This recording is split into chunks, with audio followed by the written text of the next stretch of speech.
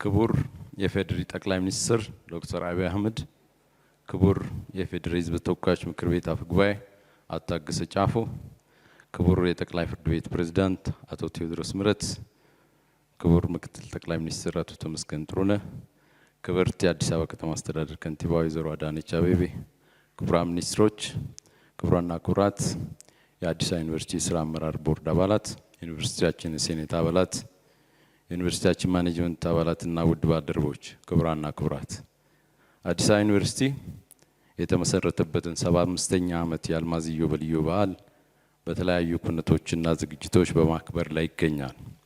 በባለፉት 6 ሳምንታት ከተከናወኑ አንኳር የበዓሉ ማክበሪያ ዝግጅቶች ውስጥ አንዱ አካዳሚክ ሴሚናሮች በተለያዩ ርዕሰ ጉዳዮች ማካሄድ ነበር።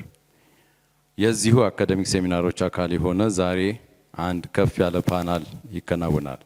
ይህም የአካዳሚክ ሴሚናሮች ማጠናቀቂያ መድረካችን ይሆናል። መደበኛና ሌሎች የአካዳሚክ ውይይት መድረኮች ሁሌም የሚቀጥሉ መሆናቸው እንደተጠበቀ ሆኖ ማለት ነው። ዛሬ በተዘጋጀው በዚህ ሃይ ሌቭል ፓናል የታደማችሁትን ክቡራን እንግዶች እንኳን እንዲሉ ክቡር ፕሮፌሰር ብርሃኑ ነጋ የትምህርት ሚኒስትርና የአዲስ አበባ ዩኒቨርሲቲ ቻንስለር ወደ መነጋገሪያው ጋብዛለሁ። አመሰግናለሁ።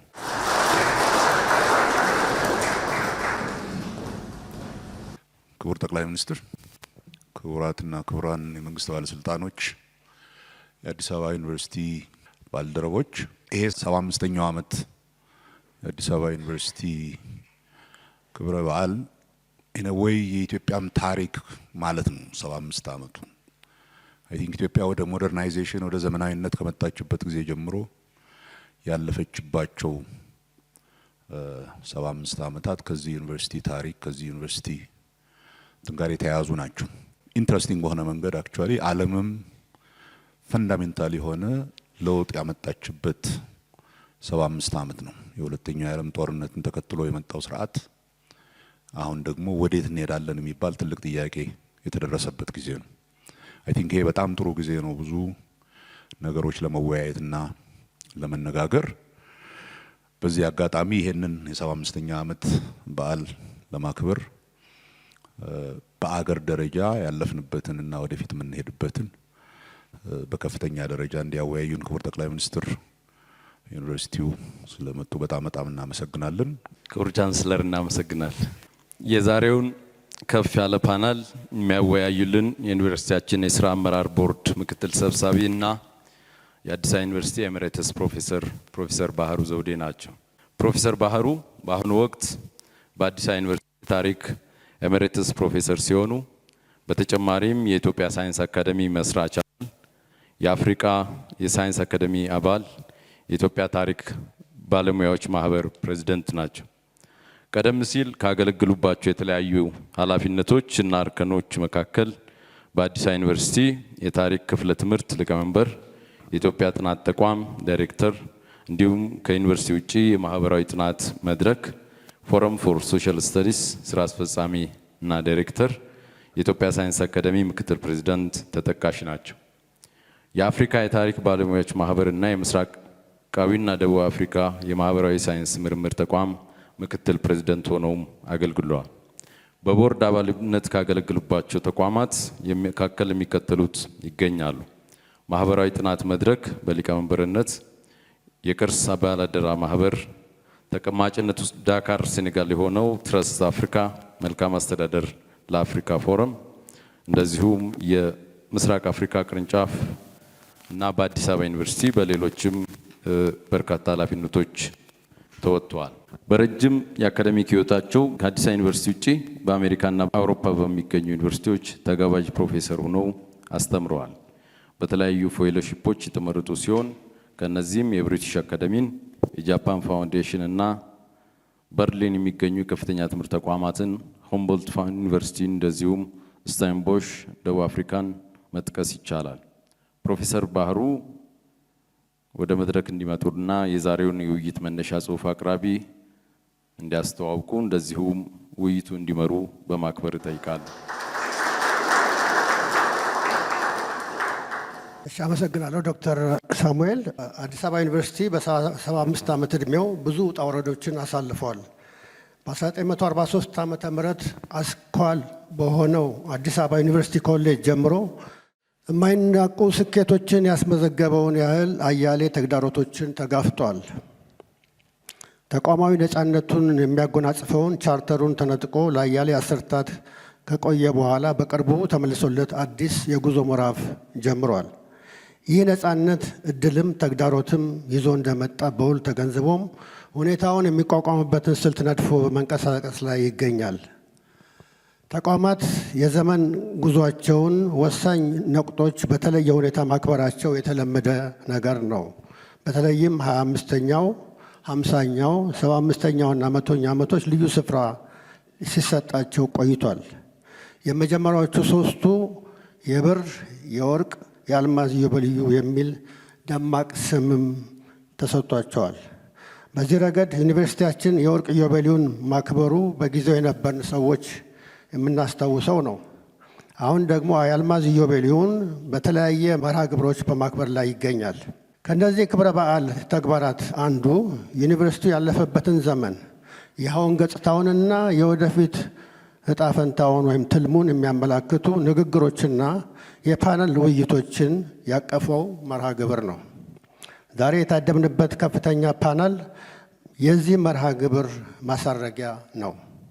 ስለሆነም ክቡር ዶክተር አብይ አህመድ እጅግ ከተጣበበ ጊዜያቸው ቆርሰው በከፍተኛ ትምህርትና በምሁራን ዙሪያ ምልከታቸውንና ራዕያቸውን ሊያካፍሉን በመካከላችን ይገኛሉ። የኢትዮጵያ ፌዴራላዊ ዴሞክራሲያዊ ሪፐብሊክ ጠቅላይ ሚኒስትር ዶክተር አብይ አህመድ የ2011 ዓመተ ምህረት የኖቤል የሰላም ሽልማት ተሸላሚ ናቸው። በትምህርታቸው በትራንስፎርሜሽናል ሊደርሺፕ የማስተርስ ዲግሪ፣ በቢዝነስ አስተዳደር የኤምቢኤ ዲግሪ እንዲሁም ከአዲስ አበባ ዩኒቨርሲቲ በሰላምና ጸጥታ ጥናት የፒኤችዲ ዲግሪ አግኝተዋል። የዶክትሬት ጥናታቸው በኢትዮጵያ ማህበራዊ ካፒታልና ባህላዊ የግጭት አፈታት ዘዴዎች ላይ የሚያጠነጥን ሲሆን የናሙና ጥናት መጠነሪውም በጅማ ዞን ሃይማኖታዊ ግጭቶች ላይ ያተኮረ ነበር። ይህም በሰላም ጸጥታና የማህበረሰብ ጽናት ጉዳዮች ላይ ረዘም ላለ ጊዜ ያላቸውን ትኩረት ያሳያል። ከአካዳሚያቸው የትምህርት ጉዟቸው ባሻገር ዶክተር አብይ አህመድ የአያሌ መጽሐፍት ደራሲም ናቸው። ጽሑፎቻቸው ፖለቲካዊ ፍልስፍና፣ ሀገራዊ ልማት እና ማህበራዊ ለውጥ ላይ ያተኩራል። ሀሳቦቻቸውና የአደባባይ ምሁራዊ አበርክቷቸው ወደ ጠቅላይ ሚኒስትርነት ከመምጣታቸው በፊትና በኋላ ባሳተሟቸው መጽሐፍት ውስጥ ተንጸባርቀዋል። መደመር 2011፣ የመደመር መንገድ 2013፣ የመደመር ትውልድ 2015፣ የመደመር መንግስት 2017 ወደ ጠቅላይ ሚኒስትርነት ከመጡ በኋላ የጻፏቸው ሲሆኑ ዲራአዝ በሚል የብዕር ስምም የተለያዩ መጽሐፍት አበርክተዋል። የእነዚህ መጽሐፍት በተለይም የመደመር ተከታታይ እትሞች ግብ ከአጠቃላይ ሀገራዊ ገጽ ጉዳዮቹ ባሻገር የትምህርትን ተደራሽነትን ማስፋት እና የገጠሩን ማህበረሰብ ማካተት ነው። ጭብጣቸውም መማርና ማብቃት ላይ ያተኮረ ነው። እነሆ ዛሬ ደግሞ የምሁራን ሚና በፈጣን ዘመን ፈጠራን ለምትፈልግ ሀገር በሚል ርዕሰ ሀሳብ ጥናታዊ ጽሑፍ ያቀርቡልናል። ይህን ካልኩ በኋላ ዶክተር አብይ ጥናታዊ ጽሑፍ እንዲያቀርቡ መድረክ ጋብዛለሁ። አመሰግናለሁ። ጡረታ ከወጣው በኋላ ደጋግሜ የምመጣበት መድረክ እንደሆነ ተስፋ አደርጋለሁ። ዛሬ አስቀድመው እንድለማመደው ለጋበዙኝ ሰዎች ምስጋና እያቀረብኩ በመጀመሪያ የዚህ ዩኒቨርሲቲ ተማሪዎች፣ አስተማሪዎች፣ አጠቃላይ ኮሚኒቲው የአንጋፋ ተቋም ለ75ኛ ዓመት የምስረታ በዓሉ እንኳን አደረሳችሁ፣ እንኳን አደረሰን። 50ኛውን አክብራችሁ 75ኛው የተቀላቀላችሁ ለ100ኛው ያድርሳችሁ ማለት እወዳለሁ። ዛሬ የማቀርብላችሁ መነሻ ጽሁፍ ምሁር፣ የምሁር አመራር፣ አዲስ አበባ ዩኒቨርሲቲ፣ የኢትዮጵያ ምሁራን ብልጽግናው ላይ ያላቸው ሚና የሚዳስስ ይሆናል። የመጀመሪያው ርዕሴ ቀደም ሲል ፕሮፌሰር እንዳነሱት የምሁራን ሚና በፈጣን ዘመን የሚል ቢሆንም ወደኛ ለማውረድ የምሁራን ሚና ለሀገር ብልጽግና ወደሚል ትንሽ ሞዲፋይ አድርጌዋለሁ። ይህን ሞዲፋይ ያደረኩበት ዋናው ምክንያት ወደ እናንተ ለመምጣት ስሰናዳ አንድ ፈላስፋ ተናገረ የተባለውን ነገር አስታወስኩኝ። ሰዎች በሶስት ካታጎሪ ከፍላቸዋል። ሶስት አይነት ሰዎች አሉ ይላል የፈላስፋ።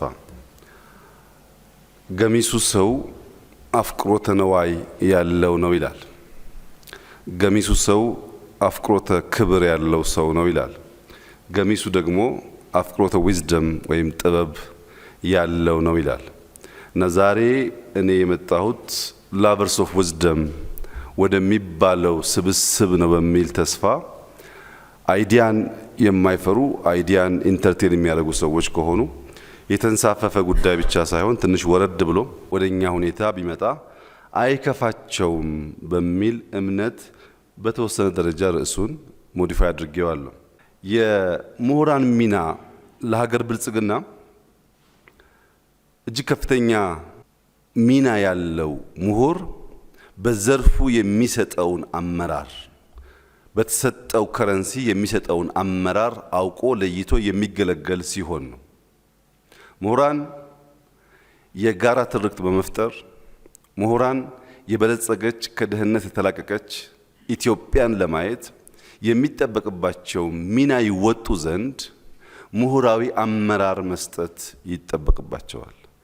ምሁራዊ አመራርን ከማየታችን በፊት በተወሰነ መልኩ መሪ ማን ነው ማለት ይኖርብናል።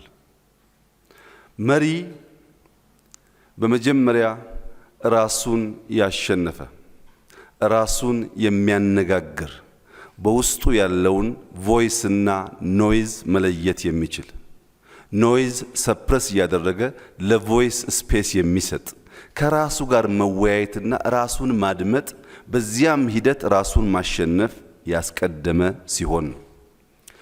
ራሱ ጋር መነጋገር ከተለማመደ በኋላ በራስ እና ከራስ መነጋገር በቂ ስላልሆነ ጊዜን ለመዋጀት፣ ጊዜን ለማትረፍ፣ ጊዜ ፈጣን ጋላቢ ፈረስ መሆኑን አውቆ እያንዳንዱን ወቅት ለተገባ ዓላማ ማዋል የሚችል ሲሆን ራሱን ያሸነፈና ጊዜን መጠቀም የሚችል ከሆነ በኋላ ሶስተኛው ምዕራፍ ስለ ሐሳብ ያለው አፍቅሮት፣ ስለ ሐሳብ ያለው መከፈት፣ ሐሳብን ኢንተርቴን ለማድረግ ያለው ዝግጁነት ነው።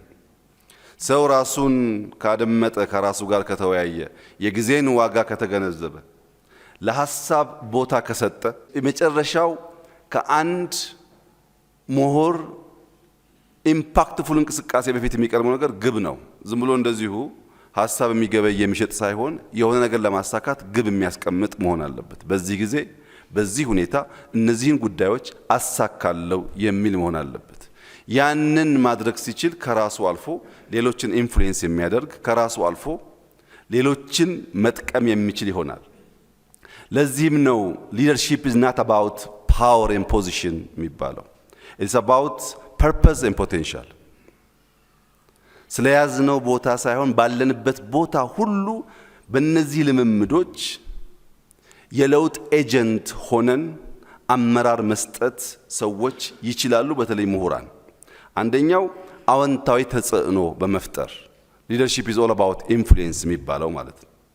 ከራስ አልፎ የሚከተልን ኃይል ኢንፍሉዌንስ ማድረግ ስለሆነ የለውጥ ትልም ገንብተው የለውጥ ትልም ነድፈው ሰዎችን ማስተባበር፣ ሰዎችን ማብቃት፣ ሰዎችን ማሰማራት፣ ሰዎችን ኦቨርሳይት ማድረግ ሲችሉ የዚያ ሁሉ ድምር ደግሞ ውጤት ሲያመጣ አንድ ሰው የመሪነት ብቃት ተጎናጽፏል ይባላል። ውስን ወሳኝ የመሪነት አንኳሮችን ለማንሳት መሪነት ለስልጣኔ ስምረት ያለውን ዋጋ በተወሰነ አንስቼ ማለት ፈልጋለሁ። መሪነት በጊዜና በዘመን ላይ መሰልጠን ማለት ነው።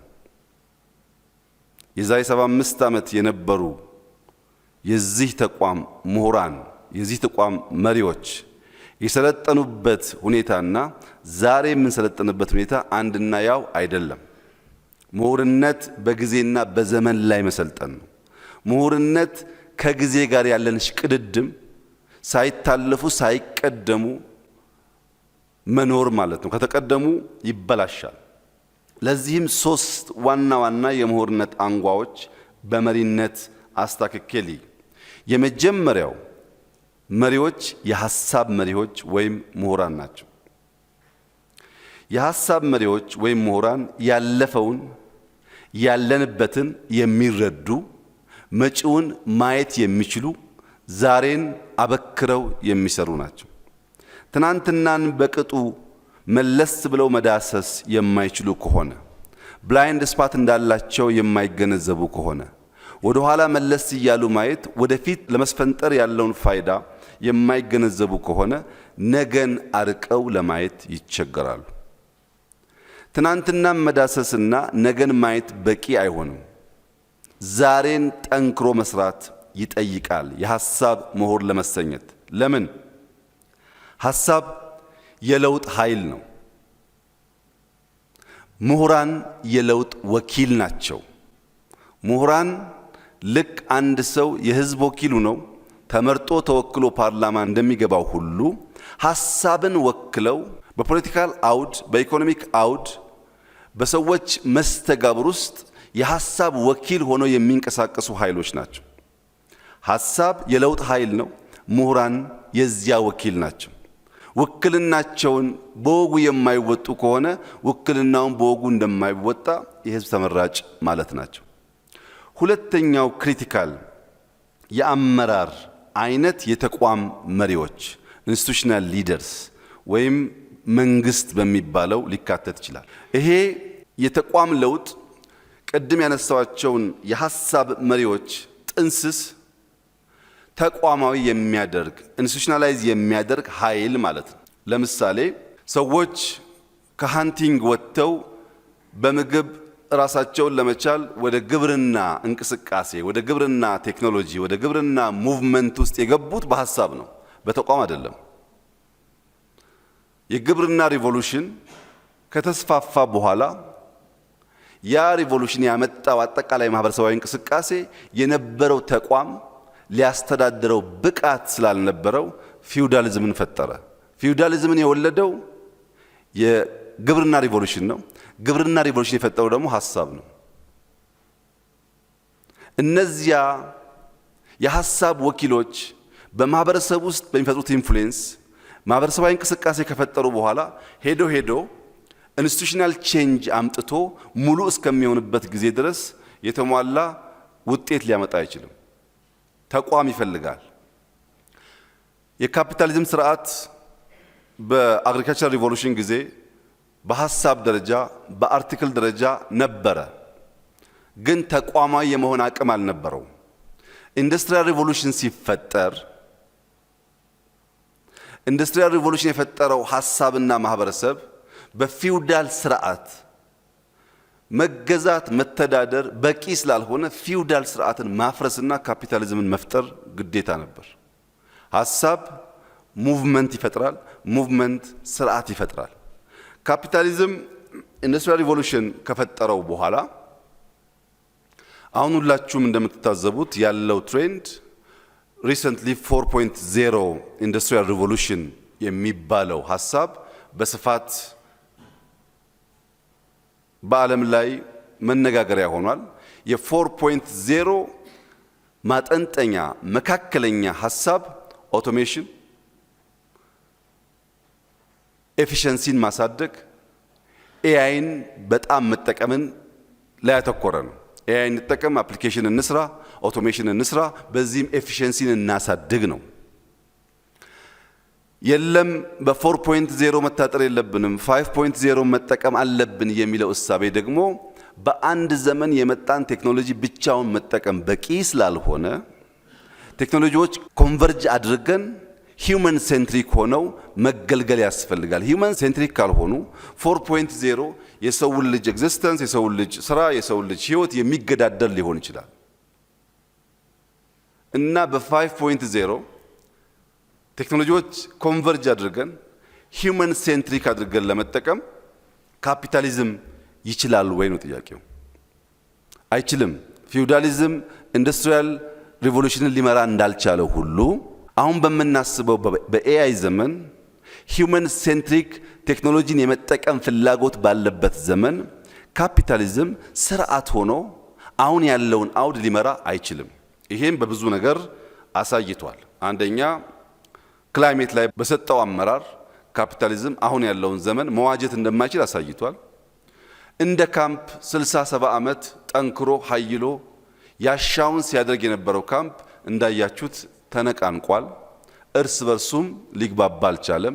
እርስ በርሱ ብቻ ሳይሆን በውስጡም ቢሆን ቪዚብሊ በሚታይ ሁኔታ ዲክላይን ስቴጅ ላይ ነው ያለው።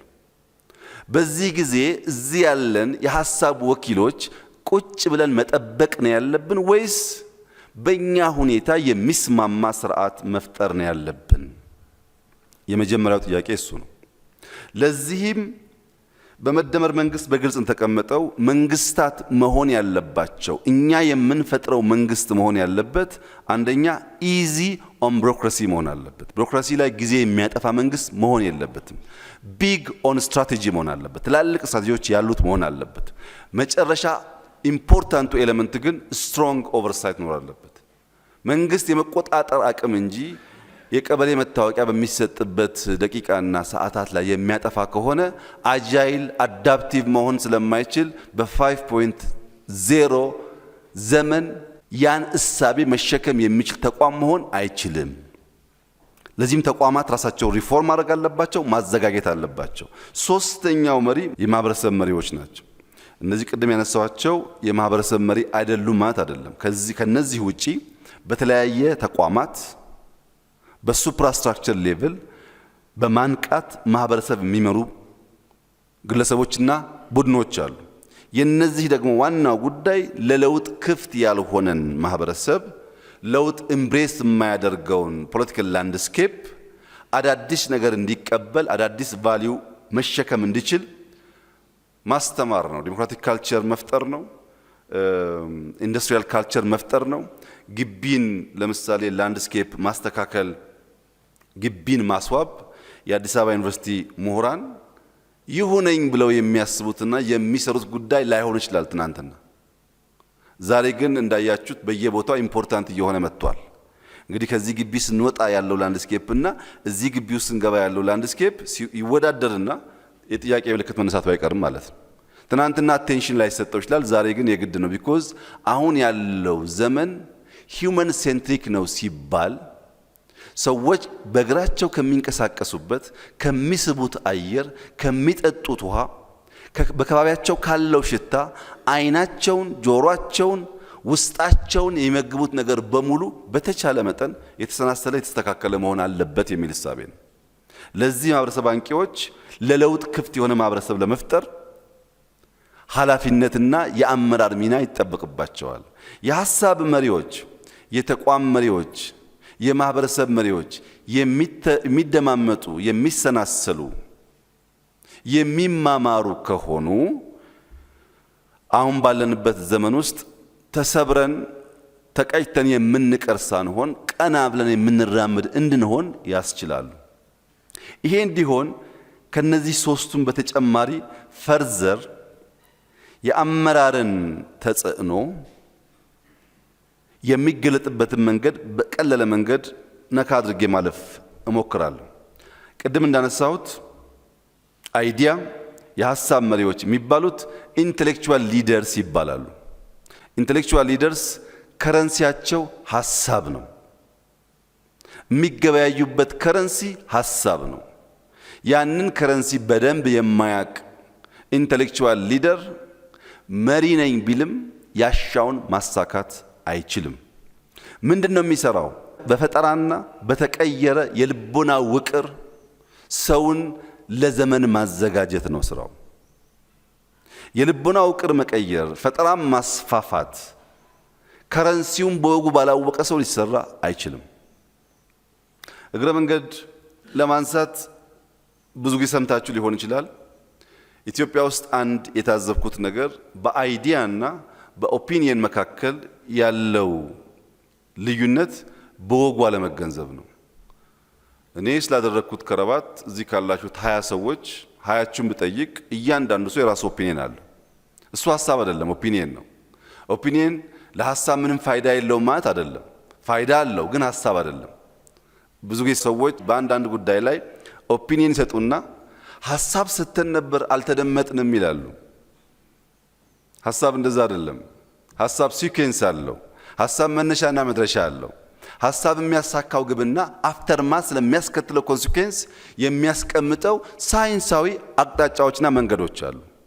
ኦፒኒየንስ የሰጠ ሰው ሁሉ አልተደመጥኩም ሳይሆን ኦፒኒየን ተሰናስቶ ተደምሮ ከዛ ውስጥ ሀሳብ ሊወለድ እንደሚችል ማሰብ ያስፈልጋል። ይሄ ብዙ ጊዜ የምታዘበው ነገር ነው።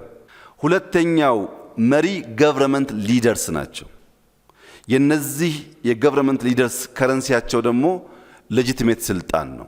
በህዝብ ውክልና የተሰጠ ሌጂቲሜት ስልጣን። ሌጂቲሜት ስልጣን ያለው ሰው በፖሊሲ፣ በአይዲያ፣ በኢምፕሊሜንቴሽን ሊመራ ይችላል። ያ የሚሆነው ግን ቅቡልነት ያለው ሲሆን ነው። ሶስተኛው ቢዝነስ ሊደር ናቸው። የነዚህ ከረንሲ ደግሞ ገንዘብ ነው። በገንዘባቸው ኢንቨስት በማድረግ ኢኮኖሚክ ኢምፓክት በማምጣት በመቅጠር ግብር በመክፈል ችግር ሲያጋጥም በማገዝ ባላቸው ሪሶርስ አመራር ይሰጣሉ። አራተኛው ሪሊጂየስ ሊደር ናቸው። ከረንሲያቸው ሞራል ነው። ይሄንን ከረንሲ ስተው ሪሊጂየስ ሊደርስ የሐሳብ መሪ እንሆናለን ወይም የገንዘብ መሪ እንሆናለን ሲሉ ይበላሻል ነገሩ። የነሱ መገበያያ ከረንሲ ሞራል ነው። በዚህም የወል እሴት ይገነባሉ፣ ኮንሽስነስ ላይ ይሰራሉ። ያን ማድረግ ሲችሉ አመራሮች በየዘርፋቸው ባላቸው ከረንሲ የሚጠበቅባቸውን እያደረጉ ስለሚሆን ሲሰናሰል በሀገር ላይ ለውጥ ያመጣል። ሚዲያ ሊደርስ ከረንሲያቸው ኢንፎርሜሽን ነው። ዲስኢንፎርሜሽን አይደለም፣ ኢንፎርሜሽን ነው። ዲስኢንፎርሜሽን ሲሆን ለአንድ ቀን፣ ለሁለት ቀን፣ ለሶስት ቀን ይደመጡና ከዚያ በኋላ ጥያቄ ምልክት ውስጥ ይገባሉ። በዚያ ምን ያደርጋሉ? ናሬሽን ይገነባሉ፣ አዌርነስ ይፈጥራሉ፣ የወል ትርክትን ይሰራሉ፣ ህዝብን ያነቃሉ፣ ያሰናዳሉ፣ ያዘጋጃሉ። ምን ሲሆን? ኢንፎርሜሽን። የኢንፎርሜሽን ቤዙ ዳታ ነው። ፕሮፐር ዳታ ኮሌክሽን ሳይኖር ሰው ቁጭ ብሎ የሆነ ነገር በመንደፍ ብቻ በመናገር ናሬሽንን መገንባት አይችልም። ኮንሲስተንት ስለማይሆን የነቃና ፍላጎቱን ለመጠበቅ የሚችል ማህበረሰብ ሊፈጥርም አይችልም። ለጊዜው ሳውንድ ባይት ሊፈጥር ይችላል። የሚዲያ ሊደርስ ከረንሲያቸው ኢንፎርሜሽን መሆኑን ካወቁ የኢንፎርሜሽን ቤዝ ደግሞ ዳታ ነው። እያንዳንዷን ዳታ አስተናስለው አናላይዝ አድርገው በሚሰጡትና በማይቋረጥ እውነት ውስጥ ነው ኢንፍሉዌንስ ማድረግ የሚችሉት። ኢንዱስትሪያል ሊደር ደግሞ ከረንሲያቸው ቴክኖሎጂ ነው። ይፈጥራሉ፣ የኑሮ ዘይን ያቀላሉ፣ ይፈጥራሉ፣ የመንግስታት የአሰራር ዘይን ያቀላሉ። ያን ሲያደርጉ አመራርነታቸው ይረጋገጣል። ታዲያ ያለው ችግር ምንድን ነው? ከረንሲ ሚስዩዝ ነው ያለው። በተለይ ኢትዮጵያ ውስጥ ከፍተኛ የከረንሲ ሚስዩዝ አለ። አንዳንዶቻችሁ የሱዳን ፓውንድ ይዛችሁ መርካቶ ትሄዱና ጎመን ትላላችሁ። አንዳንዶቻችሁ የኬንያ ሽልንግ ትይዙና ከረንሲያችሁ የኬንያ ሽልንግ ነው፣ ፒያሳ ትሄዱና ሸሚዝ ትላላችሁ። እነዚህ ገንዘቦች ምናልባት ባንክ ቤት ሄደው በእለቱ ምንዛሬ ዋጋ ያላቸው ሊሆኑ ይችላሉ። ከባንክ ቤት ውጭ ከሄዱ ግን ወረቀት ናቸው። ኢትዮጵያ ውስጥ ፕራይመርሊ አሁን እየገጠመን ያለው የአመራር እጦት ሳይሆን የራስን ከረንሲ በውል አለማወቅ ነው። የገንዘብ ሊደሩ የፖሊስ ሊደር ካልሆንክ ይላል። የሃይማኖት ሊደሩ ሄጄ ዛሬውኑ እስረኛ ካልፈታው ካላሰርኩ ይላል።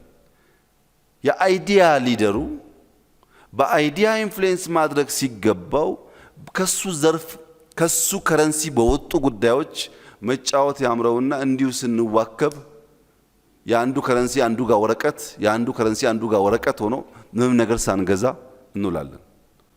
ሰው የያዘውን ከረንሲ አውቆ የት ጋር እንደሚገበያይ ማወቅ አለበት፣ ወይም ከረንሲውን ዩኒቨርሳል ማድረግ አለበት። አሉ ጥቂት ሰዎች ከረንሲያቸውን ከፍ አድርገው የሚጠቀሙ፣ አብዛኛው ሰው ግን ከረንሲውንና ሮሉን ሳያቅ ሊደር መሆን ነው የሚያስበው። ማህበረሰቡን እንዲያርጉ ተነሱ፣ ተቀመጡ፣ ሂዱ ይላል።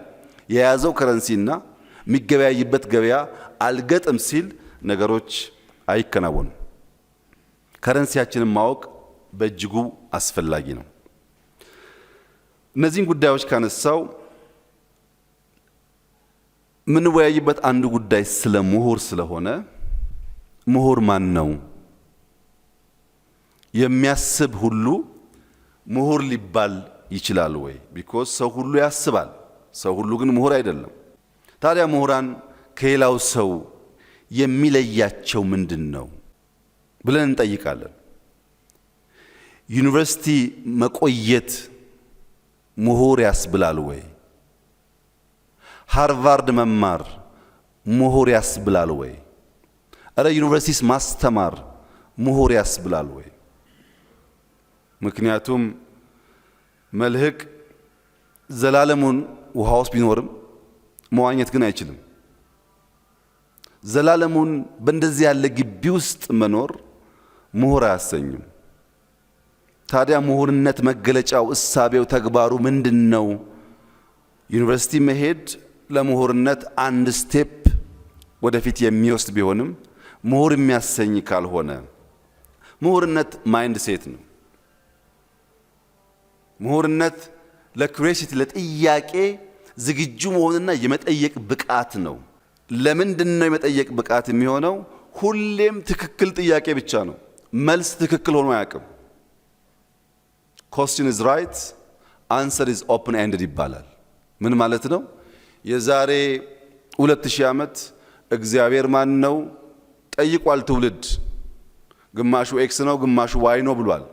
የዛሬ 500 ዓመትም ምናምንም ዛሬም ይጠይቃል። ጥያቄው ይቀጥላል። መልሱ ግን እንደየዘመኑ እንደየሰው ዕውቀት እንደየሰው አረዳድ ይለያያል፣ አንድ አይደለም። ወይም ሎንጂቪቲ የኛ አንሴስተርስ በእድሜ ማጠር ምክንያት ቻሌንጅ ስለነበሩ እድሜ ማርዘምን እንደ ዋና ጥያቄ አድርገው አንስተዋል። አንዳንዱ ጤና አዳም በውሃ መጠጣት እድሜ ያረዝማል ብሎ መልሷል። ግን ይሄ መልስ ኦፕን ኤንድድ ነው። የለም ተጨምቆ መሶቢላ ጋር ሆኖ መድኃኒት ሆኖ የሚል ሐሳብ በየዘመኑ እንደየእድገት ደረጃችን። አሁን ደግሞ የለም ስፖርት እንስራ፣ ውሃ እናብዛ፣ ምግብ እንቀንስ፣ በቀን አንዴ እንብላ፣ በቀን 8 እንብላ። ይሄ ሁሉ ነገር መልስ ማለቂያ የለውም። ጥያቄ ግን ፐርፌክት ነው። ሶቅራጥስን ለየት የሚያደርገው የመጠየቅ ብቃቱ ስለሆነ ምሁር በመጠየቅ ብቃቱ ለመጠየቅ ባለው ገት የሚለካበት ዋናው ምክንያት ጥያቄ የሚያስከትለው ነገር አለ። በጥያቄ ውስጥ ከጥያቄ በኋላ willingness to engage with complex ideas ይከተላል። የሚጠይቅ ሰው ኮምፕሌክስ አይዲያን ኢንተርቴን ለማድረግ የተዘጋጀ ነው ማለት ነው። ኮምፕሌክስ አይዲያን ደግሞ ከዴዲኬሽን እና ኤክስፕሎር ከማድረግ ውጪ ሊመጣ አይችልም። ምሁርነት መጫር መጫር መጫር፣ የጫሩት ነገር ራሱን መጠየቅና መቅደድ መቅደድ መቅደድ፣ እንደገና መጫር መጫር መጫር። ይሄ ግጹፍ አያምርም፣ የቃላት አስተካካይ በቂ አይደለም፣ አረፍተ ነገሮቹ ትርጉም የላቸውም ብሎ ያንን ወረቀት መጣል፣ ደግሞ ዝም ብሎ ማንበብ። በእንደዚያ ባለ ዴዲኬሽን ኤክስፕሎር በማድረግ ፍላጎት ውስጥ የሚፈጠር ነገር ነው። እኛ ጋር ሲመጣ የሚቀላቀል ነገር አለ ምሁርነት ጋር። ማነው ሊቃውንት? ማነው ስኮላር? ስኮላር የምንለው በአንድ ስፔሲፊክ ሰብጀክት በባዮሎጂ የተማረ ያነበበ ያስተማረ የተመራመረ ሰው ከሆነ ስለ ባዮሎጂ እሱን እንጠይቀው ይባላል። ስኮላር ነው። አንድ ሰው በኮምፒውተር የተማረ የተመራመረ ያስተማረ ኮድ የጻፈ ከሆነ ኮምፒውተር ነክ ነገር ሲገጥመን እሱን እንጠይቀው እንላለን። ስኮላር እሱ ነው። ይሄ ስኮላር ኢንተሌክቹዋል የሚሆነው ምሁር የሚሆነው መቼ ነው? ከራሱ ዲፓርትመንት ባሻገር፣ ከባዮሎጂ ባሻገር በፖለቲካል ዲስኮርስ ውስጥ ከፍ ከፍ ባሉ ጥያቄዎች ሰብሰብ ባሉ ማህበረሰብ በተለያየ ዲሲፕሊን ውስጥ ባለፉ ሰዎች ውስጥ ሐሳብ ኢንተርቴን ማድረግ ሲችል፣ የተሰናሰለ ሐሳብ መስጠት፣ ከዚያ የሚመጡ ቻሌንጆችን መቀበል፣ እነሱም ማስተናገድ ሲችል፣ ከዲፓርትመንት ሲወጣ፣ ከአንድ ሰብጀክት ማተር ሲወጣ በማህበረሰብ ሁለንተናዊ ዲስኮርስ ውስጥ ጠብ የምትል ነገር የሚያኖር ሲሆን ያኔ ኢንተሌክቹዋል ይባላል። እኛ ሀገር እንደዛ ነው ወይ የሚለው እናንተ ጠይቁ፣ እዛው መልሱ። ሶስተኛው ልሂቃን ናቸው። አይ ቲንክ ኢትዮጵያ ውስጥ ሪሰንትሊ በጣም የቀለለው ተርሚኖሎጂ ኤሊትስ ነው። ኤሊት ማለት በማንኛውም ፊልድ ዲስፕሮፖርሽኔት የሆነ አማውንት ኦፍ ዌልዝ፣ ፓወር፣ ኦቶሪቲ፣ ፕሪቪሌጅ ያገኙ ሰዎች ማለት ነው። በጣም ጥቂቶች ናቸው። እዚህ ውስጥ ኤሊት በጣም ጥቂት ነው። ኢንቴሌክቹዋልስ ቀጥሎ ሊኖሩ ይችላል። ስኮላርስ ብዙ ሊኖሩ ይችላሉ። ኤሊት በጣም ጥቂቶች ናቸው። ጥቂት የሚያደርጋቸው ምንድን ነው? ፌር ያልሆነ ሼር፣ ላይን ሼር ከዚያ ስፔሲፊክ ኤሪያ የወሰዱ ማለት ነው። ለምሳሌ ኃይሌ ገብረስላሴ የሩጫ ኤሊት ነው። ደራርቱ የሩጫ ኤሊት ናት። ጥሩነሽ የሩጫ ኤሊት ናት። ቀነኒሳ የሩጫ ኤሊት ነው።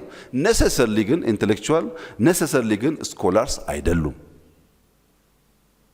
ታዲያ ኤሊት ማለት በአንድ ስፔሲፊክ ኤሪያ ቢገር ሼር የወሰዱ ነሰሰርሊ ኢንተሌክቹዋል ስኮላር ያልሆኑ ብቻ ናቸው ወይ ካላችሁኝ፣ አይደለም። አልፎ አልፎ በጣም አልፎ አልፎ ሰብስበው የሚወስዱ ሰዎች አሉ። ለምሳሌ ፕሮፌሰር ባህሩ ዘውዴን እንውሰድ። ፕሮፌሰር ባህሩ ዘውዴ ኢትዮጵያ ውስጥ 1000 5000 የሚጠጉ ሂስቶሪያን አሉ። ያነበቡ፣ የተማሩ፣ ያስተማሩ ሂስቶሪያን ኢትዮጵያ ውስጥ አሉ። እኚህ ምሁር ሂስትሪ ኦፍ ሞደርን ኢትዮጵያ ብለው ለ140 ዓመት ገደማ ከ1855 እስከ 1991 ገደማ ያለውን የኢትዮጵያ ጉዞ ወደ ኋላ በወፍ በረር ብላይንድ ስፖቶቻችን እንድናይ በከፍተኛ ጥረት አንድ ድልብ ሰነድ አውጥተዋል።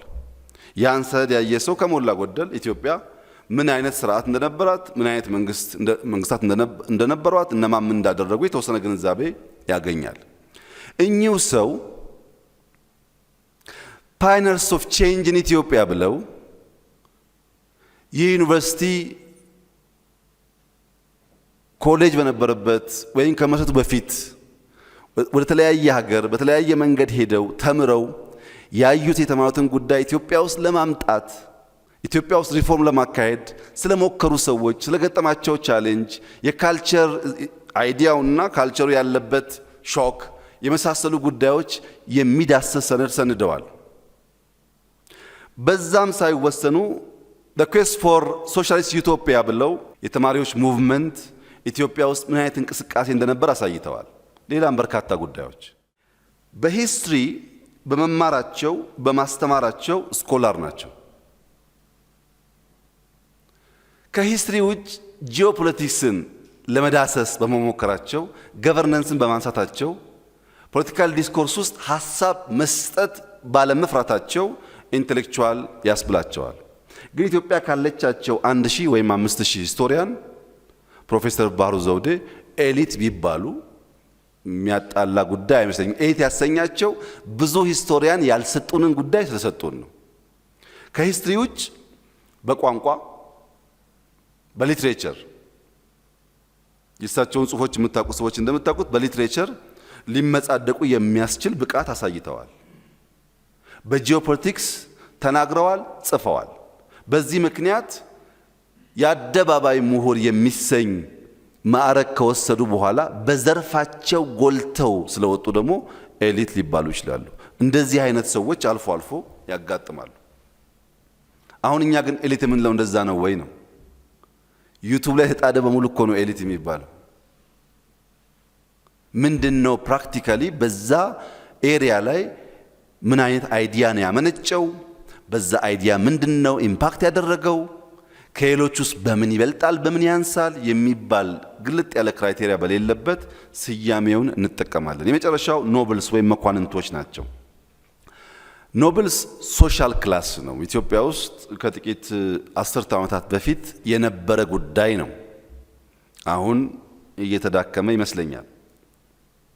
መሳፍንት ፒውርሊ በደም የሚገኝ ነው። ራስ ምሩ ራስ መኮንን ሲባል በደም የሚገኝ ነው።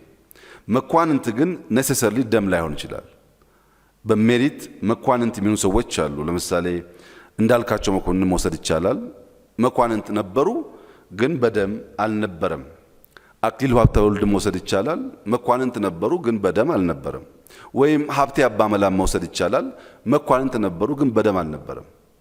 በሜሪት ያንን ታይትል የሚያገኙ ሰዎች በዚያም ኢንፍሉዌንስ የሚያደርጉ ሰዎች ነበሩ። አሁን በመካከለኛው ምስራቅ በስፋት ሊደርስ ሴግመንት ኦፍ ሶሳይቲን ኢንፍሉዌንስ የሚያደርጉ ኃይሎች ኖብልስ ናቸው። የወደቀ ነገር አይደለም። እኛ የት ውስጥ እንደምንውል በትክክል አውቀን ከረንሲያችን ለይተን መጠቀም ስንችል እምብዛም ጭቅጭቅ ላይ ፈጠር ይችላል። አልያ ግን ሁሉም እየተቀላቀለ ስሞቹን በሚወስድበት ሰዓት ኮንፊውዥን ብቻ ሳይሆን መግባባት እና አብሮ መስራት ያስቸግራል። በተለይ ብናየው የምፈልገው ጉዳይ የምሁርነትና ብልህነት ጉዳይ ወይም ኢንቴሌክቹዋል ቨርሰስ ኢንቴሊጀንስ ላይ ያለው አንደርስታንዲንግ ነው። ምሁርነት ቅድም እንዳነሳሁት ውስብስብ ጉዳዮች ለመዳሰስ መሞከር፣ ያን ሐሳብ ለመናገር፣ ለማድመጥ፣ ለመጠየቅ መዘጋጀት ፕራይመርሊ አይኪው ላይ የሚሰራ ስራ ነው። በአይኪው ግንባታ ላይ የሚሰራ ስራ ነው። ብልህነት ከአይኪው ይሻገራል። ኢሞሽናል ኢንቴሊጀንስን ያቅፋል። ሶሻል ወይም ስፒሪቹዋል ኢንቴሊጀንስን ያቅፋል። አይኪው ላይም ይሰራል። ይሄም ተቀላቅሎ የምንቸገርባቸው ጊዜ በርካታ ናቸው። ኢንቴሊጀንስ ኢዝ ካፓቢሊቲ ነው። ኦን ዲ አዘር ሃንድ ኢንቴሌክቹዋል ያን ካፓቢሊቲስ እንዴት ወደ አክሽን እንደምንቀይር የሚገራን ነው። ይሄን በምሳሌ ለማሳየት ለምሳሌ አይዛክ ኒውተንን እንውሰድ። አይዛክ ኒውተን ክላሲካል ሜካኒክስ ላይ በፊዚክስ እና በማትስ ከ16ኛው አጋማሽ ጀምሮ for the last 400 plus years continuously foundational የሆኑ ሐሳቦች ያልተቆራረጠ በየጊዜው እያደገው ቴክኖሎጂ ያደገ ሐሳቦች በlaw of motion በlaw of universal gravitation በኦፕቲክስ ደግሞ the law of light ካልኩለስ የመሳሰሉትን ሰጥቶናል። ካልኩለስ የሰጠን 1665 ነው። አይዛክ ኒውተን ካልኩለስ ከሰጠን በኋላ የነበረው እድሜ 26 ዓመቱ ነው። ይሄን ሁሉ ነገር ሲፈጥር ይሄ ሰው አንደር 30 ነበረ። ለ60 ዓመት ያነበብን ሰዎች ለ70 ዓመት ያነበብን ሰዎች ያልፈጠርነውን ነገር ከፈጠረ ይሄ ሰው በዛ እድሜው ብዙ አንብቦ ኢንተሌክቹዋል ስለሆነ ነው ብለን ማሰብ አንችልም። ኦፍ ኮርስ ኢንተሌክቹዋል ነው፣ ግን ኢንተሊጀንቱን በተለየ መንገድ መጠቀም የቻለ ሰው ነው። ቢኮዝ በ20 ምናምን ዓመት የሚነበበውን 70-80 ዓመት አንብበው ሰዎች መስራት ካልቻሉ አንደኛው ኢንተሊጀንስ ብቻውን እንደዚያ ላለ ወጣ ላለ ዕውቀት አስቻይ አይሆንም ማለት ነው። ሁለተኛ አልበርት አንስታይን እንውሰድ። አልበርት አንስታይን የሪላቲቪቲ ቲዮሪን ዲፋይን ሲያደርግ 26 ዓመቱ ነው።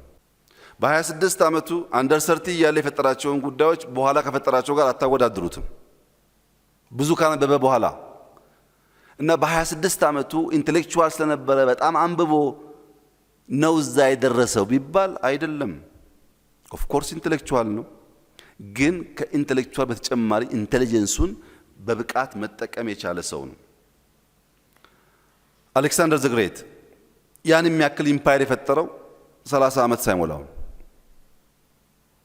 ኢምፓየር ለመፍጠር ከኖርዝ አፍሪካ አውሮፓን በከፊል የሚያክል ሀገር ለመፍጠር የ30 ዓመት ንባብ በቂ ነው ወይ? ምንም አስተማሪው አርስቶትል ቢሆንም ኢንቴሊጀንስ መጠቀም ካልተቻለ አይሳካም። ሜሪ ኩሪ የራዲዮ አክቲቭ ዲፋይን ስታደርግ 30 ዓመቷ ነው። ኖቤል ፕራይዝ ዊን ስታደርግ 36 ዓመቷ ነው። በ30 ዓመቷ ራዲዮ አክቲቭን ዲፋይን ያደረገች አንዲት ኢንቴሊጀንት ሴት 60፣ 70፣ 80፣ 90 ዓመት ሰዎች በዚያ ዙሪያ አንብበው በዚያ ዙሪያ ተነጋግረው አስተምረው ራዲዮ አክቲቭን ወደ ቴክኖሎጂ ለመቀየር አሁንም ቻሌንጅ አለ። የሷ ቴክኖሎጂ ባይኖር ኖሮ ኒውክሌር ሪአክቲቭስ ሂት ኢነርጂ፣ ኤሌክትሪክ ኢነርጂ እንዴት እንደሚፈጥሩ የራዲዮ አክቲቭ ዲኬይን ማወቅ አይቻልም ነበር በ30 ዓመቷ። እንደዚህ ያለውን ኢንቴሊጀንስ ኤምብሬስ የሚያደርግ አንደርስታንድ የሚያደርግ የምሁር ማህበረሰብ ካልተፈጠረ በስተቀረ ባነበብናቸው መጽሐፍት ባጠራቀምናቸው ወረቀት ልክ ብቻ የሚለካ ከሆነ ዘመን ቀያሪ፣ ትውልድ አሻጋሪ፣ ማርሽ ቀያሪ የሆኑ እሳቤዎች ኢኖቬት ማድረግ አይቻልም።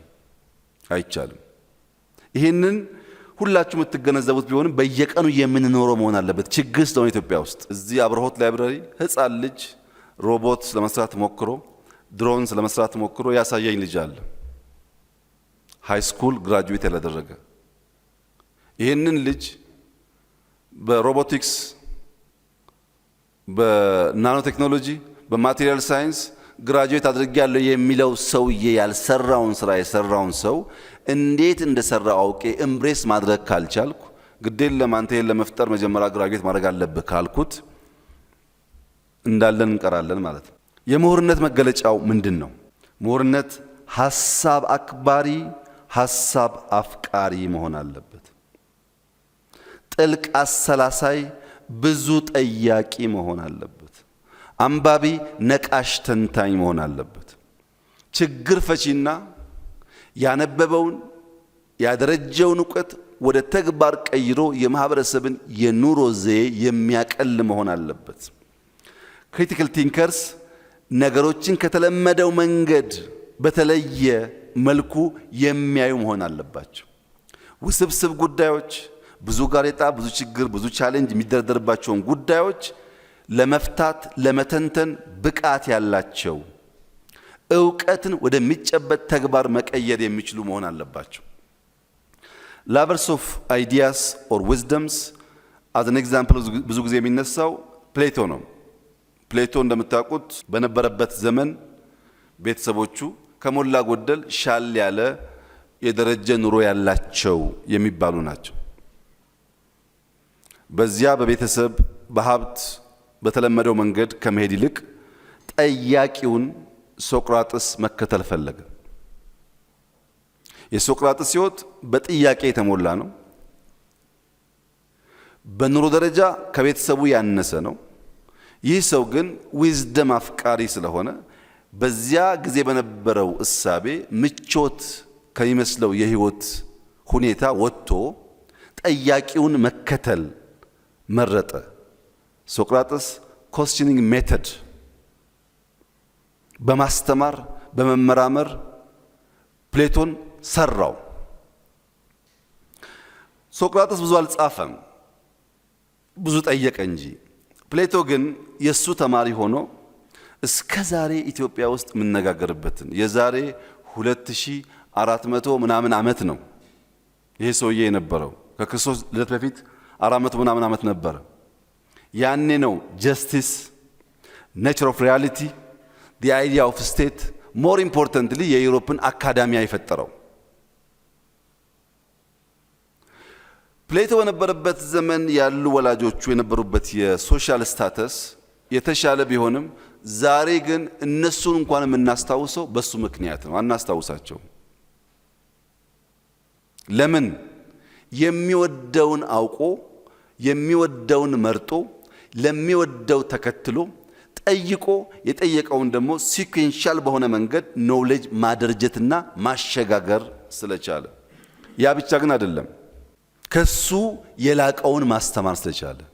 የፕሌቶ ተማሪ የሆነው አርስቶትል ከሱ ከመማሩ ባሻገር ኔቸርን ኦብዘርቭ በማድረግ የኔቸርን አጠቃላይ ስርዓት ለማስተዋል በጥልቀት ለማሰብ ከአስተማሪዎች የተሻለ ጉዞ ተጉዟል። ኔቸርን በደንብ ለማየት ችሏል። በዚያም ምክንያት ሎጂክን፣ ኤቲክስን፣ ፖለቲክስን፣ ባዮሎጂን በጣም በርካታ ጉዳዮች አርስቶትል አበርክቶልናል። ይሄ ብቻ ግን አይደለም። የአርስቶትል ደግሞ ለየት የሚያደርገው ከነሱ እዚህም ያለውን ኮንፊዥን ለማጥራት አሌክሳንደር ዘግሬትን ያስተማረው አርስቶትል ነው። አርስቶትል ያነበበ የጻፈ ቢሆንም ኢምፓየር ለመገንባት እኔ ነኝ አላለም። ኢምፓየር ለመገንባት የሚችልን ሰው ነው የሰራው። እናንተ ያነበባችሁና የጻፋችሁ የግድ ኢምፓየር ገንቢ መሆን አይጠበቅባችሁም። ኢምፓየር ገንቢ መስራት ግን ትችላላችሁ። ኢምፓየር ገንቢ ስትሰሩ በዚያ ሰው ስራ ውስጥ የእናንተ ትምህርት ጎልቶ ሊታይ ይችላል። ኢትዮጵያ ውስጥ ያለው እንደዚህ አይደለም። እኔ ኬንያ ዩኒቨርሲቲ ግራጁዌት ያደረኩ ሰውዬ እያለው እንዴት ጅማ ዩኒቨርሲቲ ግራጁዌት ያደረገው ሰውዬ ሚኒስትር ይሆናል ይላል። በሱ ሳይሆን ገብቶ በወጣበት ግቢ ራሱ የሚለካ ማለት ነው። ምሁራን ኢምፓየር ገንቢን ከሰራን ስራችንን ሰራን ማለት ነው። ምሁራን ዘርፈ ብዙ ሚናዎች አሉን፣ መጫወትም እንችላለን። አንደኛው የፒርስ ኢንፍሉዌንስ ነው። አማንግ ኢንተሌክቹዋልስ ሪገረስ የሆነ ዲቤት በማካሄድ ሪፋይንድ የሆኑ ኮንቴምፖራሪ ኮንሰፕቶችን ጀነሬት ማድረግ ይችላሉ። እዛም ያለን ቴዎሬቲካል ፍሬምወርክ አንብበው የነሱን ነባራዊ ሁኔታ አጥንተው ወደ ሎካል ወደ ሀገርኛ አውድ ይመልሳሉ። እንዳለ ቀርተው አያመጡም። እንዳለ ቀርቶ ማምጣት ጣጣውን አይታችሁታል። ያነባሉ፣ ይማራሉ። በራሳቸው አውድ ውስጥ ያ ነገር እንዲመጣ ያደርጋሉ። ወደኛ ካራክተሪስቲክስ መቀየር የሚያስፈልገው ዓለም ላይ ቨርቹዋሊ በርቀት የምናዳምጠው ነገር ስንገባበት በሙሉ እንደዛ ላይሆን ስለሚችል፣ ሁለተኛው ትውልድን ኢንፍሉዌንስ ማድረግ ነው። ጠያቂ፣ አሰላሳይ፣ ስራ ወዳድ፣ ሀገር ወዳድ ትውልድ መፍጠር። በረባ ባረባው የሚሸሽ በረባ ባረባው ልውጣ የሚል ሳይሆን በፈተና ውስጥ አልፎ ሀገር የሚሰራ ትውልድ መስራት ነው። ሶስተኛው ማህበረሰብን የሞራል ኮምፓስ እንዳይስት ኤቲካል ጋይድ ሆነው በተለይም ኮምፕሌክስ ቫልዩስን ግራፕል እንዲያደርግ ማህበረሰብን ማንቃት ማስተማር ሌላው ስራቸው ነው። አስኳሎ የሚያገለግሉበት ስራቸው ነው። እንደዚሁ ላይ በሚመለከት ሼልፍ ላይ ያሉ ንድፎች ወደ ተግባር እንዲቀየሩ ሐሳቦች አሉ፣ ጽሁፎች አሉ። ያ ግን ወርዶ ወደ ተግባር እንዲቀየር የማድረግ ስራ ነው። በግሎባል ትሬንድ ደግሞ ቅድም እንዳልኩት ኢመርጂንግ ትሬንድስ በማየት በማንበብ በማወቅ ወደኛ ወደ ሀገርኛ ቋንቋ ወደ ሀገርኛ አሰራር በመመለስ የግሎባል ትሬንድን የሚከተሉ መሆን አለባቸው። ለዚህ ሁሉ ውስጥ ዘርፈ ብዙ ሚና ነው ያላቸው ማለት ነው። ይሄ ሚናቸውን ወደ ተግባራዊ ሚና ብንከፍለው በሶስት ከፍለን ማየት እንችላለን። አንደኛው የእውቀት ዘር መዝራት ነው። የእውቀት ዘር መዝራት ማለት ከቀደምቶች ከአባቶች ከታሪክ የገበዩትን እውቀት ለዛሬ እንዲመች ቅርጽ ማስያዝ፣ ተጨማሪ ማንበብ፣ ተጨማሪ መከራከር፣ ተጨማሪ መወያየትና ያ እውቀት ከነሱ ሰፈር ከነሱ ዲፓርትመንት ወጥቶ ዩኒቨርሳል እንዲሆን ማድረግ ነው። የእውቀት ዘር ጠብ ካለ በኋላ ጊዜውን ጠብቆ ዩኒቨርሳል ይሆናል። ለዚህ ጥሩ ምሳሌ ደግሞ ዲ100ስ ሞንኪ ኢፌክት የሚባለው ነው። ዲ100ስ ሞንኪ ኢፌክት 1950ስ በጃፓን ኮሺሚ በምትባል ደሴት የሚኖሩ ሞንኪስ ነበሩ። ከነዚህ ሞንኪ መካከል አንደኛው ሞንኪ አንድ ቀን ጠዋት ተነስቶ ስኳር ድንች አጥቦ ይበላል። ከዚያ በፊት አጥቦ አይበሉም፣ አንስቶ ይበላሉ። ማን እንዳስተማረው ማን እንደነገረው አይታወቅም። አንስቶ አጥቦ ይበላል። ከተወሰነ ጊዜ በኋላ ሁለተኛው፣ ሶስተኛው፣ አራተኛው እያለ እዛ ደሴት ላይ ያሉ ዝንጀሮች በሙሉ በእነሱ አገላለጥ መቶኛው ዝንጀሮ ጭምር እያጠቡ መብላት ባህላቸው ይሆናል። ቤት በደሴት ውስጥ መቶኛው ዝንጀሮ ማጠብ ከጀመረ በኋላ ከደሴት ውጪ ሌላ ቦታ ሄዶ ያሉ ዝንጀሮች ሲያዩ እነሱም እያጠቡ መብላት ጀምረዋል። ይሄ 1950ስ የሚወራ ታሪክ ነው። ታውቁት ይሆናል ሐሳቡን። ከኮሽሚ ደሴት ውጭ ያሉ ዝንጀሮች እንዴት በሉ የሚለውን ቴሌፓቲክ ሊሆን ይችላል። ወይም አንድ እውቀት ተዘርቶ የሆነ ቦታ ከደረሰ በኋላ የመዳረስ አቅም አለው የሚል ድምዳሜም ይሰጡ ሰዎች አሉ። እነዚህ የእውቀት ዘር የመዝራት ጉዳይ ዩኒቨርሳል እስከሚሆን ስንሄድበት የለውጥ አቅጣጫን የመቀየስ ያሰብነውን የመተግበር ለለውጥ ለዝመና የሚሆን ሐሳቦች፣ ዘዴዎች፣ እሴቶች ከፈጠርን በኋላ ያ ዩኒቨርሳል እስከሚሆን የሚወስድ ጊዜ ቢኖርም ዘሩ ግን ወሳኝ ሚና ይጫወታል። ከዘሩ በኋላስ ያ የለውጥ አቅጣጫ ያ ዘር የለውጥ አቅጣጫ ትራክ ከያዘ በኋላ ማህበረሰብ ውስጥ የፈጠረውን የእውቀት ጥግታ ለማወቅ ማስተማር፣ የሞራል ደረጃን ከፍ ማድረግ፣ ምክንያታዊ እሳቤን ማጉላት፣ ማህበረሰቡ የዛን ዘር የዛን የለውጥ አቅጣጫ ተሸካሚ እንዲሆን ማድረግ ይጠይቃል። ይህ እንዲሆን የለውጥ አቅጣጫን የምንቀይስ ዘር የምንዘራ ሰዎች የፈጠራ ባህል፣ የሥራ ባህል፣ የዴሞክራሲ ባህል፣ የሲቪክ ባህል፣ የጽዱ ከተማ ባህል እኛ ስላሰብን እና ስላወራን ኦቨርናይት የሚሆን ከመሰለን አይሳካም። ያቺ የመጀመሪያዋ ዝንጀሮ 100 ጋር እስኪደርስ ረዥም ጊዜ ወስዶባታል። 100 ጋር ከደረሰ በኋላ ግን የማታቀው የማትደርስበት ቦታ ሁሉ ደርሷል። ለምሳሌ እዚህ ሀገር የጀመርነው የኮሪደር ዴቨሎፕመንትን ብንወስድ ገና ነው። ዘ100 ሞንኪ አልደረሰም፣ ገና ነው። ሲደርስ ግን እንዴት ብሎ ሌሎች አፍሪካ ሀገሮችን ኢንፍሉዌንስ እንደሚያደርግ ከኛ ቁጥጥርና ልፋት ውጭ ሊሆን ይችላል። በማናቀው መንገድ ያ እሳቤ፣ ያ አሰራር፣ ያ ፍልስፍና ቦታ ይዞ ጥቅም ላይ ሊውል ይችላል። ያ እስኪመጣ ግን በትጋት ሳናቋርጥ ኮንሲስተንትሊ በመትጋት ማረጋገጥ ይኖርብናል። ምሁራን ልዩ ልዩ ዘርፍ ከመንካታቸው በተጨማሪ ቲንኪንግ ላይ ለይቶ ለማን ምን አይነት ቲንኪንግ ያስፈልጋል የሚለውን እንደ ዘር መዝራት ይፈልጋል። ሁሉም ቲንኪንግ አንድና ያው አይደለም። ለሁሉም ቲንኪንግ ግን ምሁራን አስኳል ናቸው፣ ኒውክለስ ናቸው። ያን የማሳደጉ ጉዳይ የተማረው ሰው ጉዳይ ቢሆንም ለምሳሌ ስትራቴጂክ ቲንኪንግ የምንለው የተቋማት መሪዎች፣ የውትድርና መሪዎች አካባቢ የሚሰራ ጉዳይ ነው። ትልቅ ምስል ማየት፣ ዘላቂ ጥቅምን አስቦ መወሰን፣ ቀድሞ የመተንበይ አቅምን ማሳደግ፣ ይሄ የወታደራዊ የተቋማት መሪ ባህሪ ነው። ለምሳሌ አንድ ስትራቴጂክ አመራር የሚባል ወታደር በባትልና በወር መካከል ያለ ዲፍረንስ በደንብ አድርጎ የሚገነዘብ መሆን አለበት። እኔ ያለኝ የወታደር ቁጥር 100 ቢሆን ዶክተር ሳሚ ያለው የወታደር ቁጥር 1000 ቢሆን 100 ወታደር 1000ን ገጥሞ ማሸነፍ አጠቃላይ ውጊያ ወሩ ማሸነፍ እንደማይችል ስለመገነዘብ ሁል ጊዜ ጥንቃቄ ማድረግ ያለብኝ ከኔ ያነሰ ኃይል ከሌለ በስተቀር ግጭት አለመፍጠር ነው። ለምሳሌ 1000ዎቹ እየመጡ በቅርብ ርቀት 10 ሰው የጠላት ባገኝ እኔ 10ሩን ልመታ እችላለሁ፣ የኃይል አድቫንቴጅ ስላለኝ። እሱን ካሸነፍኩ በኋላ ግን 900 ፕላስ ይውጠኛል።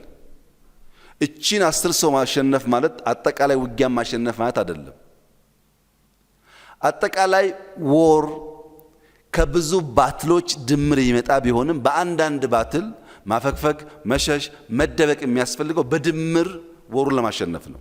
ይሄን የሚያስብ መሆን አለበት እንጂ 100 ሰው ስላለው 3 ሰው ሲያይ የሚገል ከሆነ ስትራቴጂካሊ አያስብም ማለት ነው። ይሄ ስትራቴጂክ ቲንኪንግ ነው። ሲስተሚክ ቲንኪንግ ከሆነስ ሲስተሚክ ቲንኪንግ ፖሊሲ አውጪዎች፣ መሐንዲሶች፣ ሐኪሞች የሚገለገሉበት። ለምሳሌ ሐኪም አንድ ሰው ኩላሊቴን አሞኛል ብሎ ሲሄድ ዘሎ ኩላሊት ጋር አይሄድም። ቴምፕሬቸር ይለካል፣ ደም ወስዶ አንዳንድ ነገሮች ያያል። ዘ ሆል ሲስተም ነው የሚያየው እንጂ ያ ችግር አለበት የተባለን የባዲ ፓርት ብቻ ሮጦ አያክምም። ዙሪያ መለሱን ካየ በኋላ ወደዛ ይሄዳል። ኦር አንድ መሐንዲስ ይህንን ቤት ሲሰራ መጀመሪያ ይሄኛውን ፒላር ቀጥዬ ይሄን ግድግዳ አይልም። በዲዛይኑ በእያንዳንዱ ሌየር ምን እንደሚያስቀምጥ ኮንክሪቱም እንደሚመስል መጀመሪያ ነው የሚያስበው። ለምን? የዚህ ጣራ የሚቀጥለውን ለመሸከም ያለው አቅም የሚወሰነው አስቀድሞ ስለሆነ መሐንዲስ ሲስተሚክ ነው እንጂ የሚያስበው በእያንዳንዱ ፓርት አያስብም። ሶስተኛው ክሬቲቭ ቲንኪንግ ነው። ቴክኖሎጂዎች፣ የንግድ ፈጠራዎች፣ ከያኔዎች ዋና ጉዳያቸው ከልምድ እስር ራሳቸው ማላቀቅ ነው። ኋላ ቀር የልማድ አጥሮች የሚሸብቡት ማንኛውም ክሬቲቭ ቲንከር ነኝ ባይ አዲስ ፈጠራ መፍጠር አይችልም፣ ያን አጥር መስበር ካልቻለ በቀር። ሪስክ መውሰድ ብቻ ሳይሆን ተሻግሮ ማየት ይጠይቃል። ክሪቲካል ቲንከርስ አሉ፣ ፈላስፋዎች፣ ጸሐፍቶች፣ የህግ ሙያተኞች ነገርን ክሪቲካል የሚያዩ ምክንያት መተንተን፣ ድምዳሜ ላይ መድረስ የሚችሉ የተደራጀ ሐሳብ ሰንሰለት መፍጠር የሚችሉ አንድ ጊዜ የሚያስቱ ሐሳብ ሳይሆን ሲሰናሰል ውጤቱን ማየት የሚችሉ ግን እነዚህ ብቻ አይደሉም። ላተራል ቲንከርስ አሉ፣ አውት ኦፍ ዘ ቦክስ የሚያስቡ ማለት ነው። እነሱን ኢንተርቴን የሚያደርግ ለነሱም አስኳል የሆነ መሆን አለበት ምሁር። ዲዛይን ቲንኪንግ አለ፣ ዩዘር ሴንትሪክ ፈንክሽን ታሳቢ አድርጎ የሚሰራ። ኮንቨርጀንት ቲንኪንግ አለ፣ ሲንግል ቤስድ ሶሉሽን there might be hundreds of solutions አንዷን ሲንግል ፒክ ማድረግ ኮንቨርጀንት ቲንኪንግ ይባላል። ኦር ዳይቨርጀንት ቲንኪንግ ሊኖር ይችላል። ዳይቨርጀንት ቲንኪንግ ደግሞ በጣም ብዙ ሀሳቦች መፍጠር ነው፣ ጀነሬቲንግ ሎትስ ኦፍ አይዲያስ። እነዚህን ቲንኪንጎች በየፈርጁ በየደረጁ እያወቅን አስኳል ካልሆን ብዙ አይነት እሳቤዎችና ፍላጎቶች ስላሉ የቋንቋ መግባባት፣ የከረንሲ መምታታት ይፈጠርብናል። በምሁርነት ውስጥ ያሉ እንቅፋቶች ታዲያ ምንድናቸው? ምሁራን ያሰቡትን፣ የጻፉትን፣ ያስተማሩትን መኖር እንዳይችሉ የሚያደርጋቸው እንቅፋት ምንድነው? አንደኛው ስሜታዊነት። ምሁር ማለት የስሜት ህዋሳቶቹን ተጠቅሞ መረጃ የሚሰበስብ አካባቢውን የሚረዳ እንጂ በስሜት ኢሞሽናሊ ቻርጅድ የሆነ ማለት አይደለም። በነዛ መረጃ ይሰበስባል፣ ይተነትናል፣ ግን ኢሞሽናሊ ቻርጅድ መሆን የለበትም። ሁለተኛው አድሏዊ እሳቤዎች ወይም ኮግኒቲቭ ባያዝ የሚያስከትሉ ኢ ምክንያታዊ እንደሚሆን የተዛባ ድምዳሜ ላይ እንዲደርስ የሚያደርጉትን ባህሪዎች ምሁር ከራሱ ያርቃል። አድሎ ካለ ባያዝ ይከተላል፣ ድምዳሜው ይበላሻል። ሶስተኛው ጀመኝነት ነው፣ ቡድንተኝነት ነው። ሰው በግሉ ነው ማሰብ ያለበት። ሰው በቡድን ማሰብ ከጀመረ ፈቀቅ ማለት አይችልም። በግል የማሰብን አቅም የሚገዳደር ነገር እንዳይፈጠር ምሁራን ሚናቸው ከፍተኛ ነው። ከእውነት ይልቅ ከሌሎች መመሳሰል ተጨማሪ ብቻ ይሆናል ማለት ነው። ለምን የሚል ጥያቄ ከቀረ የምሁር አንዱ አንጓ ሞተ። አራተኛው ሪዮት እና ቀኖና፣ አዲስ ነገር ለመመልከት ዝግጁ አለመሆን። ይሄ ለምሳሌ የተማሪዎች እንቅስቃሴን ብትመለከቱ አፍተር ዴኬድስ ዛሬ በዚህኛው ካምፕ የነበረ ሰው ራሽናሊ ያኛውን ካምፕ መገምገም አይችልም። ዛሬም እየሞተ ትክክል ነበርኩ ይላል እንጂ እዚህ ጋር ጥሩ ነበርኩ እዚህ ጋር ጥሩ አልነበርኩም አይልም። ዛሬም ይሄ የሚያሳየው ቀኖናዊነት ነው፣ ለሪዮት የበዛ ጥብቅና ሲኖር ማለት ነው። አምስተኛው የመረጃ ጎርፍ ነው። በጣም ብዙ መረጃ ነው ያለው። የመረጃ ብዛት ከልክ ያለፈ እንደሆነ የማመዛዘን እድልን ያጠፋል። ልክ የተለያዩ ነገሮች በብዛት ስንመገብ የዳይጀሽን ችግር እንደሚያጋጥመን አናላይዝ ማድረግ የማንችለው የኢንፎርሜሽን ፍሎ ወደ አእምሯችን ከመጣ ሜንታል ኢንዳይጀሽን ያስከትላል። በጣም ብዙ መረጃ ሳይሆን አናላይዝድ መሆኑን ማረጋገጥ ያስፈልጋል። ስድስተኛው ትዕቢትና ማናለብኝነት፣ ማናህሎኝነት፣ ለነገሮች ልብን ከፍቶ ለመማር ዝግጁ አለመሆን። when the mind says I already know curiosity dies ይላሉ። መጠየቅ ማለት ለመማር በር መክፈት ማለት ነው። ያልጠየቀ ሰው ለማወቅ በር አልከፈተም። በር ካልተከፈተ መግቢያ መንገድ የለም። እነዚህ ባህሪያት እንቅፋቶች ናቸው። እነዚህም ባህሪያት እያንዳንዱ ምሁር ራሱን እየፈተሸ ራሱን እያዳመጠ ሊገራቸው ሊያስተካክላቸው ይገባል። አንድ ጥሩ ምሳሌ አለ ይሄን የሚገልጽልኝ። አንድ አሳቢ አንባቢ ምሁር በአንድ ወቅት በአንድ ጀልባ አንድን ባህር ይሻገራል። ልክ እንደ ራይድ እንደ ትራንስፖርት ከፍሎ ነው የሚሻገረው። ውሃ እንደምታውቁት ጠጋ እያላችሁ ስትሄዱ ድምጸቱ፣ ቅዝቃዜው፣ አጠቃላይ የባህር ሁኔታ ለአሳቢያን የመመሰጥ እድል ይፈጥራል እና ሰውየው ባህር ላይ በሚያያቸው እንቅስቃሴዎች፣ ወጀቦች፣ የውሃ ፍሰቶች፣ ንፋሶች ተመስጦ ሰማይ እያየ ይቆይና መለስ ብሎ ጀልባ ቀዛፊውን አንተ ሰው ሰማይ ላይ ስላሉ እውቀቶች፣ ስለ ከዋክብት፣ ስለ ጨረቃ፣ ስለ ዩኒቨርስ ምን ያክል አንብበሃል? ምን ያክል ታውቃለህ? ይለዋል። ጀልበኛውም ኧረ ጌታዬ ምንም አላነበብኩ ምንም አላቅም ብሎ ይመልሳል። አይ ሩብ ያህሉን እድሜህን እንዲሁ በከንቱ በልተኸዋላ ይለዋል። ጀልባ ቀዛፊው ዝም ይላል። ትንሽ የተጓዙ ሲሄዱ በርቀት ተራራ ያያል። ያስብና መለስ ብሎ ለመሆኑ ስለ መሬት፣ በከርሰ ምድር ስላሉ ሀብቶች፣ ስለ እጽዋት ምን ያክል አንብበሃል? ይለዋል። መልሶ ጀልባ ቀዛፊው ኧረ ጌታዬ አላነበብኩም ይለዋል። በቃ ሩብ ያህሉን እድሜህን በከንቱ በልተኸዋላ ይለዋል። አሁንም ትንሽ ከቆዩ በኋላ ውሃውን እያየ ተመስጦ ቀና ይልና እሺ ስለ ውሃስ፣ ስለ ኦሽኖግራፊ ምን ታውቃለህ? በኦሽኑ ስላሉ ሀብቶች ምን ያክል አንብበሃል? ይለዋል። ኧረ ጌታዬ እኔ ከመቅዘፍ ውጪ አላነበብኩም ሲለው ሩብ ያህሉን እድሜህን በከንቱ አሳልፈሃላ በልተኸዋላ ይለዋል። 75%ቱን የሰውየውን እድሜ ጀጅመንታል የሆነው ምሁር ወሰደበት እና በሁለቱ መካከል ዝምታ፣ በሁለቱ መካከል ቁዘማ መጣ። ምሁሩም አብዛኛው ህይወቱን በከንቱ ካጠፋ ሰው ጋር ነው የተጓዘ ያለው። አሳፋሪውም በማደርሰው ጋር ድርሻው ከፍሎኝ እንደመሄድ ህይወቴን በየፈርጁ እየቀናነሰ ህይወቴን ማልኖር ሰው አደረገኝ ብሎ ቁዘማ ውስጥ ገብቶ እያሰበ እያለ ከተወሰነ አፍታ በኋላ ባህሩ ላይ ወጀብ ይነሳል፣ ራይፕል ይነሳል።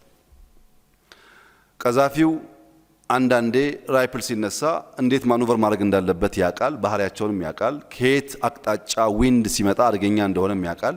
ሁኔታውን አይቶ እንደማያዋጣ ሲገባው ለመሆኑ ጌታዬ ዋና መዋኘት ይችላሉ? ይለዋል። ስለ ዋና ብዙ አንብቤያለሁ መዋኘት ግን አልችልም ሲለው 100% እድሜውን በከንቱ አጥፍተዋል ማለት ነው ብሎ ተለያዩ ይባላል። እብሪተኝነት፣ ማናህሎኝነት፣ ከኔ ወዲያነት አደገኛ መርዝ ነው ለምሁር። ብዙዎች የሚያስቸግራቸው ይሄ ነው። ሲጀመር ሰው አያቅም አይባልም። ሰው ኢንፋይናይት ፖቴንሻል አለው። እዚህ ቢመጣም ባይመጣም እንደው ሰው አያቅም እኔ ነኝ የማቀው የሚል ማናህሎኝነት አደገኛ መርዝ ነውና እሱ መጥፋት ይኖርበታል። እስካሁን ያወራሁት አጠቃላይ ምሁርን አጠቃላይ ባህሪን ከኛ ጋር እያየን ወደኛ ስናመጣው በአምስት ከፍለን ልናይ እንችላለን። የኢትዮጵያን ምሁራን የኢትዮጵያ ቅድመ ዘመናዊ ኢትዮጵያ ምሁራን ወይም ጥንታውያን አሳቢያን የምንላቸውን በአንድ ካታጎሪ ብናስቀምጥ ዘመን በጣም ሰፊ ነው። እነዚህ የእውቀት ገበያቸው የአብነት ትምህርት ቤት መድረሳዎች በጥልቅ ማሰብ ማሰላሰል ሊሆን ይችላል። የእውቀት ዘርፎቻቸው ብዙ ጊዜ ሕግ ወይም ፍትሐ ነገሥት፣ ስነ መለኮት፣ ቋንቋ፣ ባህል፣ የባህል ሕክምና፣ ቅኔ፣ ፍልስፍና ሊሆን ይችላል። ከዚያም አልፎ የኢትዮጵያን ካላንደር እንዴት ሰራ ነው፣ የኢትዮጵያን ፊደላት ማን ሰራው ካለ ደግሞ ብዙ አጠያቂ ጉዳይ ያነሳል። እነዚያ ቅድመ ዘመናዊ ኢትዮጵያውያን ብዙዎቹን አናቃቸውም። ስማቸው አልተነገረም ወይ ስማቸው ሲስተማቲካሊ ጠፍቷል። ቢያንስ ግን ዘርዓ ያዕቆብን እናውቃለን። ዘርዓ ያዕቆብ ሁላችሁም እንደምታውቁት እዚህ አልመጣም፣ ሃርቫርድ አልሄደም፣ አሁን ባለው መመዘኛ ቢሆን ኖሮ መሀይም ነበረ። ግን ዘርዓ ያዕቆብ በኢትዮጵያ ውስጥ ብቻ ሳይሆን በእሳቤዎቹ በፍልስፍናው እኛ የምንጠራው ልክ እንደ ዘርዓ ያዕቆብ በጣም በርካታ የሚጠሩ ሰዎች ደግሞ ሊኖሩ ይችላሉ፣ ያልተጻፈላቸው ያልተነገረላቸው። እነዚህ አንድ ካታጎሪ ናቸው። ሁለተኛው የዘመናዊት ኢትዮጵያ ምሁራን በመደመር ትውልድ ላይ የወግ አጥባቂው ትውልድ እኔ ያልኩት ወይም ፓይነርስ ኦፍ ቼንጅ ኢን ኢትዮጵያ ፕሮፌሰር ባህሩ ያሏቸው ሌሎቹ ናቸው። ሁለተኛው ካታጎሪ ናቸው። እነዚህ ባህር ማዶ ትምህርት የቀመሱ በአውሮፓ ሚስዮኖች የተማሩ አንዳንድ ስመጥር ምሁራን ስማቸው የሚጠሩ ሰዎች ያሉበት ነጋድረስ ገብረሕይወት ባይከዳኝ ከነዚህ መካከል ሊጠቀስ ይችላል። ሐኪም ወርቅነህ ሊጠቀስ ይችላል። ፊት አውራሪ ተክለሐዋርያት ሊጠቀስ ይችላል። መላኩ በያን ሊጠቀስ ይችላል። አሉ እንደዚህ አይነት ምሁራን። በሶስተኛ ካታጎሪ አብዮታውያን ምሁራን የምንላቸው ከዚህ ትምህርት ቤት ታሪክ ጋር ታሪካቸው የተሳሰሩትን ነው። በመደመር ትውልድ እኔ ህልመኛው ትውልድ አልኳቸው። በሪሰንት መጽሐፋቸው ፕሮፌሰር ባህሩ ደግሞ the quest for socialist utopia በሚል የዳሰሷቸው ካታጎሪስ ወይም ጄኔሬሽንስ ናቸው። እነዚህ ፎቶአቸውን ከዚህ በኋላ የምናያቸው ሰዎችን ይመለከታል። ግርማሜ ነዋይ በእነዚህ ካታጎሪ ሊታይ ይችላል። ኃይሌ ፊዳ እዚህ ሊታይ ይችላል። ብርሃነ መስቀል ረዳ እዚህ ሊታይ ይችላል። ተስፋዬ ደበሳይ እዚህ ሊካተት ይችላል። ሌሎችም ብዙ አሉ። አራተኛው ስደተኞች ምሁራን ናቸው። በዚህ ቤት ያለፉ፣ በሌሎች ኮሌጆች ያለፉ፣ ሁለተኛ ሶስተኛ ዲግሪያቸውን በውጭ ሀገር የተማሩና እዛው የቀሩ ማለት ነው።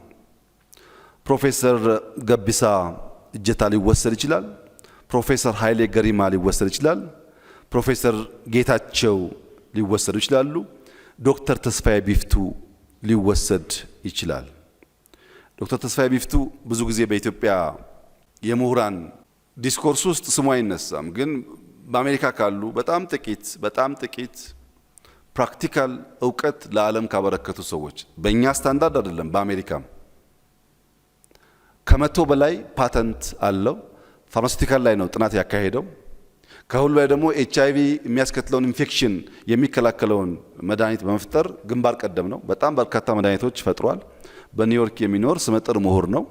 እንደነዚህ ያሉ ምሁራን በዚህ ያለፉ ቢሆኑም እዛው ተሰደው የቀሩ ለምን የሚለውን ጉዳይ እኔ ጠይቃለሁ። እነሱና ዘመን ይመልሰዋል፣ እኔ አልመልሰውም። አምስተኞቹ ተስፈኞቹ ናቸው።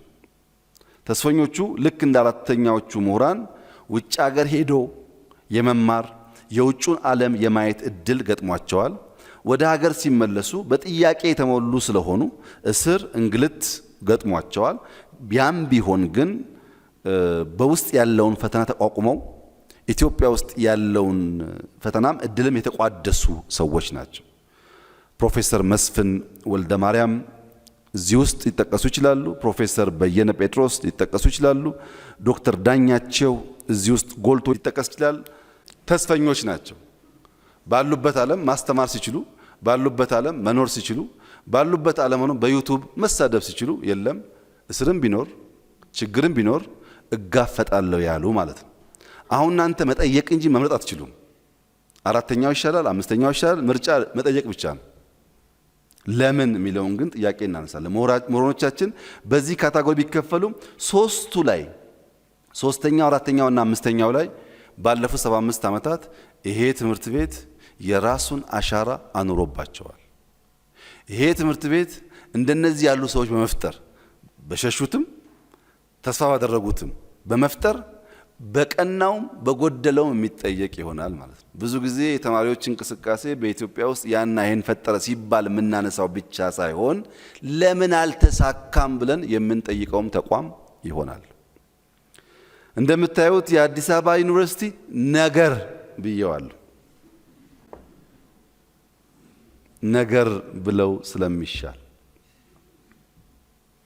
እዚህ ቤት የዘመናት ጥያቄ ተነስተዋል። በርካታ ጥያቄ የተጠየቀ የተሞከረ ያልተመለሰ የተሞከሩ አሉ። ያልተመለሱ አሉ።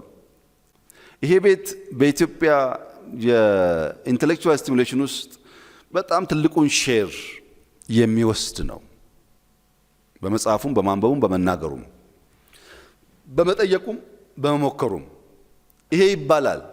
ባለመሳካቱም ግን ተጠያቂ ነው።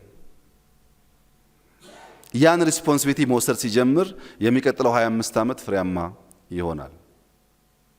የለውጥ ጥያቄ አስኳል መሆኑ አይካድም። የለውጥ ጥያቄ ለመነጋገር አውድ የፈጠረ መሆኑ አይካድም። ለመጻፍ የሞከሩ ሰዎች የተፈጠሩበት መሆኑ አይካድም። ነገር ግን ያ ዘመን እንደምታውቁት ስሜታዊነት፣ ቀኖናዊነት፣ ማናህሎኝነት የተጠናወተው ዘር ሐሳብ የጨነገፈበትን ምክንያትም ፈልቅቆ ማየት ያስፈልጋል። ሐሳብ ነበረ። ያን ሐሳብ ምን ተጭኖት ጨነገፈ የሚለውን በደርዙ ማየት ያስፈልጋል። እዚህ ትምህርት ቤት ኬኔዲ የሚባል ላይብረሪ አለ። ይሄ አብሮት የሚባል ነገር ከመምጣቱ በፊት ግርማ ሞገሱ የምታውቁት ነው። ኬኔዲ ላይብረሪ ውስጥ እዚህ ትምህርት ቤት ገብቶ ያላለፈ ሰው ያለ አይመስለኝም። ግን ለምን ኬኔዲ ተሰኘ? ኬኔዲ ስለ ሀገር ምን አሉ የሚለውን ደግሞ ሁሉ ሰው መጠየቁን እርግጠኛ አይደለሁም። ኬኔዲ ለሀገሬ ምን አደረግኩላት እንጂ ሀገሬ ምን አደረገችልኝ ብለህ አትጠይቅ ያሉትን ሁሉን ምሁር መጠየቁን እርግጠኛ አይደለሁም። በኬኔዲ ላይብረሪ ማለፍና መገልገል ብቻውን በቂ አይደለም። የዚያ ስያሜ ባለቤት የሆነ ሰው ያለውን እሳቤም መጋራት ያስፈልጋል። ብዙዎቻችን ምን ተደረገልን ባዮች ስለሆን ማድረግ የሚገባንን ሳናደርግ ዘመን ያልፋል። ይሄ ዩኒቨርሲቲ በአንድ ወቅት አይ ቲንክ 1966 67 68 አካባቢ የኢትዮጵያ ብሔራዊ ዩኒቨርሲቲ ይባል ነበር። የኢትዮጵያ ብሔራዊ ዩኒቨርሲቲ መባል ስያሜ ብቻ አይደለም፣ ግብር ጭምር ነው። ኢትዮጵያን የሚሰበስብ ትርክት፣ ለሁሉ ኢትዮጵያውያን እኩል የሚዳረስ ፖለቲካል እሳቤ የሚፈጠርበት ቤት ነው ማለት ነው። አድርጓል አላደረገም የሚጠየቅ ጉዳይ ሆነ። ሁሉም ከፍተኛ የትምህርት ተቋማት 3 መሰረታዊ ስራዎች ይጠበቅባቸዋል። መማር ማስተማር፣ በዚህ ዩኒቨርሲቲውም ብዛም አይታማም በመማር ማስተማር። መመርመር መመራመር፣ በዚህም ቢሆን ብዙ ሙከራዎች አድርጓል። ሶስተኛው ግን መፍጠርና መተግበር ላይ ነው እዳው። መፍጠርና መተግበር ላይ እንደ መማርና ማስተማር እንደ መመርመርና መመራመር አልቀለለም። እሱን ጠይቆ ማለፍ በጣም ጠቃሚ ይሆናል ለሚቀጥለው ስራችን። ዩኒቨርሲቲው ይሄ ከሆነ እንደ ሀገርስ ያለን ተግዳሮት ምንድነው? እንደ ምሁር ያለን ተግዳሮት አየነው። እንደ ሀገር ያለን ተግዳሮት ምንድነው? አንደኛ የሐሳብ ስብራት ነው። ሁለተኛ የተቋም ስብራት ነው። ሶስተኛ የባህል ስብራት ነው። ኤአይሲ ፌሊየር እንላቸዋለን። ኤጀንት ኢንስቲትዩት እና ካልቸር ሲሰበሩ የነዚያ ድምር ስብራት ደግሞ በሀገር ደረጃ ያለውን ውድቀት ያስከትላል።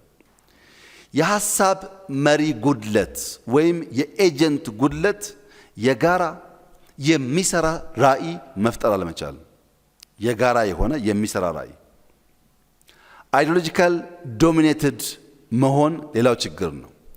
አክራሪነት፣ የኢሞሽናል ኢንቴሊጀንስ ማነስ፣ ማናህሎኝነት፣ ሌሎችም ኤጀንት ጀነሬት ያደረገውን አይዲያ ተክሎ ተንከባክቦ ዛፉ ፍሬ እንዲያፈራ እንዳያደርግ እንቅፋት ይሆናል። ሁለተኛው የተቋማት ጉድለት ነው። ኢንስቲቱሽናል ሌጂቲሜሲ። የዚህ አንዱ ጎልቶ የሚታየው ችግር ፓትሪዮናሊዝም ነው። ነፃና ገለልተኛ ተቋም መገንባት አልተቻለም። የትም ቦታ ሲኬድ የመሳሳብ ችግሩ ኢትዮጵያ ውስጥ ጊዜን የሚሻገሩ ተቋማት፣ ተልእኮ የሚፈጽሙ ተቋማት፣ ከተልእኮ የተጓቡ ተቋማት መፍጠር ስንክሳር እንቅፋት ሆኖ ቆይቷል። ሶስተኛው የባህል ጉድለት ነው። ለለውጥ ዝግ መሆን፣ ማንኛውንም አዲስ ነገር ከመማር ይልቅ አቃቂር ማውጣት። እኛ አቃቂር በማውጣት የምንፈጥራቸውን የቋንቋ አይነቶች በመማር ብንፈጥራቸው ኖሮ የሚተካከልም ባልነበረ ነው። የመጣውን ሁሉ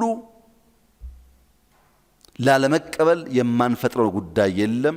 ከጊዜ በኋላም ዛሬም ተቸክለን እዛው እንገኛለን።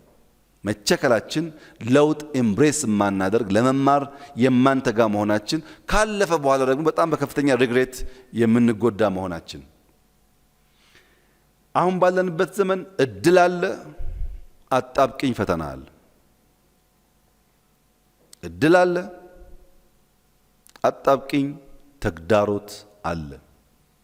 እኛ እንደ ሀገር የጋራ እውነት የሚያግባባ እውነት ሳንፈጥር ዓለም ወደ ፖስት ትሩዝ ሄደ። ፌክ ኒውስም በወጉ ሳንረዳ ዲፕ ፌክ ተፈጠረ። ዲፕ ፌክ ማለት ፌክ መሆኑን ለመገንዘብ ራሱ የሚያስቸግር ማለት ነው። ዓለም የጋራ እውነት ባልፈጠሩ ሀገራት እየሄደ ያለበት ርቀት በጣም አሳሳቢ ነው። በጣም ፖስት ትሩዙ እያመጣ ያለው ነገር እና እኛ ያለንበት ጉዳይ አይጣጣምም። እንዴት የጋራ እውነት ፈጥረን ለለውጥ ክፍት ሆነን ዓለም እየተጓዘ ያለበትን ፍጥነት ማየት ካልቻልን እንዲሁ የገባን መስሎን ሳይገባን ዘመን ያልፋል። ሁለተኛው አርቲፊሻል ኢንተለጀንስ 4.0 ኢንዱስትሪያል ሪቮሉሽን የሰውን ልጅ ስራ ይቀማል፣ የሰውን ልጅ ስራ ይጋራል፣ ሰውን ስራ ያሳጣል በሚባልበት ዘመን እኛ ሞፈርና ቀንበር አልጣልንም። በትራክተር እንኳን ማረስ በቅጡ አልተለማመድንም። ይሄ አደገኛ የሚያስፈራ ነገር ነው። እድል አለ፣ የሚያስፈራ ጉዳይ ደግሞ አለ። ልዩነትን ከግጭት ውጪ ባሉ አፈታቶች ማየት፣ በሰላም በንግግር ማየት ኮምፕሊትሊ ከኛ ባህል ውጭ ሆኗል። ዓለም ግሬ ወርፌር ያካሂዳል። ግሬ ወርፌር ማለት እንደው ሳይባባሉ ጦርነቱ እያለ በጋራ እውነት እየሰሩ መቀጠል ማለት ነው። እኛ በንግግር እየተቃረን ለጋራ እውነት መቆም አልቻልንም። ይሄ ስጋት ያስከትላል። የስነ ምህዳር አጥር፣ የጂኦፖለቲክስ ውድድር። ለምንድን ነው ሀገራት እዚህኛ ጫፍ መጥቶ እኛ ሰፈር ውስጥ የሆነ ነገር የሚፈልጉት? እኛ የማያገባን ለምንድን ነው? እንደ ትልቅ ሀገር ራሱ ሌሎች ከተመኞች እኛ ማንመኝበት ምክንያት ምንድን ነው የሚለውን ጉዳይ ለመወያየት ያለን ፈቃደኝነት፣ እኔ የቀይ ባህር ጉዳይ አያገባኝም፣ ይሄ ጥያቄ የኛ ጥያቄ አይደለም የሚል ፖለቲከኛ ነኝ ባይ ማለት ነው። ይሄ የምናስበውን ነገር ለማሳካት ያለብንን ውስንነት ያመላክታል። እንዴት እንሻገር? ለመሻገር አንደኛ የተሻገረ ብሔራዊ ራዕይ ያስፈልገናል። ገቢር ነበብ የለውጥ ሂደት ያስፈልገናል። የተባበረ የለውጥ አቅምና ኃይል ያስፈልገናል። እኛ ሌት ካመር የሚለው አይገልጸንም። we're way behind, we're ሌት ካመርስ ነን። በጣም ሌት ያደረገን ማህበረሰብ ሌት ካመር በሚል ካታጎሪ ካስገባ ነው እንሸወዳለን። በጣም በብዙ ጉዳይ የቀረን ስለሆነ የወረት እና የጊዜ ውስንነት ያለፈውን ዕዳና የነገው ስጋት አጣብቂኝ ስላለ በከፍተኛ ደረጃ ብሔራዊ ራዕይ ኖሮን ለዚያ መትጋት ይጠበቅብናል። መጪውን ዘመን ያገናዘበ ራዕይ፣ ነባራዊ ሁኔታን በቅጡ የተረዳ ራዕይ፣ አዲስና የሚሰራ እሳቢዎችን ኢንተርቴን የሚያደርግ አውድ ያስፈልገናል። ይሄ ጉዳይ ክሪቲካል ስለሆነ በአንዳንድ ስታይል ሊየው ራዕይ የተሻገረ ብሔራዊ ራዕይ ሲባል ከትናንትና መማር፣ ስህተቶችን የሚያርም፣ ጥንካሬዎችን የሚያሰፋ፣ ጥያቄዎችን በተሟላ መንገድ ለመመለስ የሚጥር፣ ይሄ ከትናንት ጋር ያለው ትስስር ነው። ዛሬስ ለመስዋዕትነት ዝግጁ መሆን፣ እኔና እናንተ የበለጸገች ኢትዮጵያን በተሟላ መንገድ የምንቋደስ ሰዎች አይደለንም። ለዛ ፋውንዴሽን ጥለን ልጆቻችን በበለጸገች ሀገር ውስጥ እንዲኖሩ ከችግር እንዲቀላቀሉ ለማድረግ መስዋዕትነት ለመክፈል ዝግጁ መሆን አለብን። መስዋዕትነት በጣም በብዙ መንገድ ይገለጻል። ለምሳሌ የሪቨር ሳይድ ፕሮጀክታችን የዛሬ 5-10 ዓመት ምን ማትጠራጠሩ በጣም ለብዙ ሀገራት ምሳሌ የሚሆን ስራ ነው። ጥያቄ የለውም። ለልጆቻችን ምንዳ እንዲሆን አስበን ከሰራ ነው ብቻ ነው ራዕያችን ተሻጋሪ መሆን የሚችለው። ለትውልድ መስራትን ይሁነኝ ብሎ ያመነ አመራር፣ ያመነ ምሁር፣ ያመነ ማህበረሰብ ከሆን መቀየር ይቻላል። ከዚህ አንጻር እንደ መንግስት በ2023 የዛሬ 5 ዓመት ኢትዮጵያ አፍሪካዊት የብልጽግና ተምሳሌት መሆን አለባት የሚል ራዕይ ሰንቀናል። 100% እናሳካዋለን። 100% ጥያቄ የለውም። በአፍሪካ አንደኛ አላልኩም። በአፍሪካ የብልጽግና ተምሳሌት እናረጋታለን። ጥያቄ የለውም። ይሄ በ2040 የዛሬ 22 ዓመት በዓለም አርያ የሆነች ሀገር ትሆናለች። ለዚህ ራዕይ 3 ትልሞች አሉን። 3 ትልሞች አሉን። አንደኛው ሰብአዊ ልዕልና የማይናቅ ፓስፖርት ያላቸው ልጆች፣ የስንዴ እርዳታ ሄደላት የሚባል ዜና የማይሰማባቸው ልጆች፣ አንዳንድ ሀገር ረዱ የሚባሉ ልጆች፣ ሰብአዊ ልዕልና ያላቸው የተከበሩ ራሳቸውን ያከበሩ ልጆች ይኖሩናል። ሁለተኛ ኢኮኖሚክ ሉዓላዊነት ይረጋገጣል። ለምሳሌ በስንዴ ራሳችን መቻል ብቻ ሳይሆን እርዳታ አያስፈልገንም ብለን ዲክሌር ማድረግ ብቻ ሳይሆን ያለን የሬቲንግ በዕዳም በሌላም ያለ ሬቲንግ በጣም በአጭር ጊዜ ውስጥ በ2023 ካልኩት በፊት አብዛኛውን ሬቲንጋችን እናስተካክላለን። ለዚህ አስቻይ ሁኔታዎች በሚጨበጥ ሁኔታ በሀገራችን ውስጥ እየተከወኑ ይገኛሉ። አፍሪካዊት ኃይል መሆን እንፈልጋለን። በምግብ ራስ መቻል ብቻ አይደለም። በአፍሪካ ሀያል ምክር የምትጠየቅ በአፍሪካ ጉዳይ እነ ኢትዮጵያን ካላማከርን የሚባል ሀገር መሆን አለባት ኢትዮጵያ። ትልሙ አንዱ እሱ ነው። ራሷን መቻል ብቻ አይደለም። በቀጠናው ባላት ሚና ውስጥ በስንዴ ምክንያት በደህንነት ምክንያት ያላት ዊዝደምና ብቃት አንደርማይን እንዳይደረግ ማድረግ ነው። ለዚህ ደግሞ 5 ምሰሶዎች አሉ።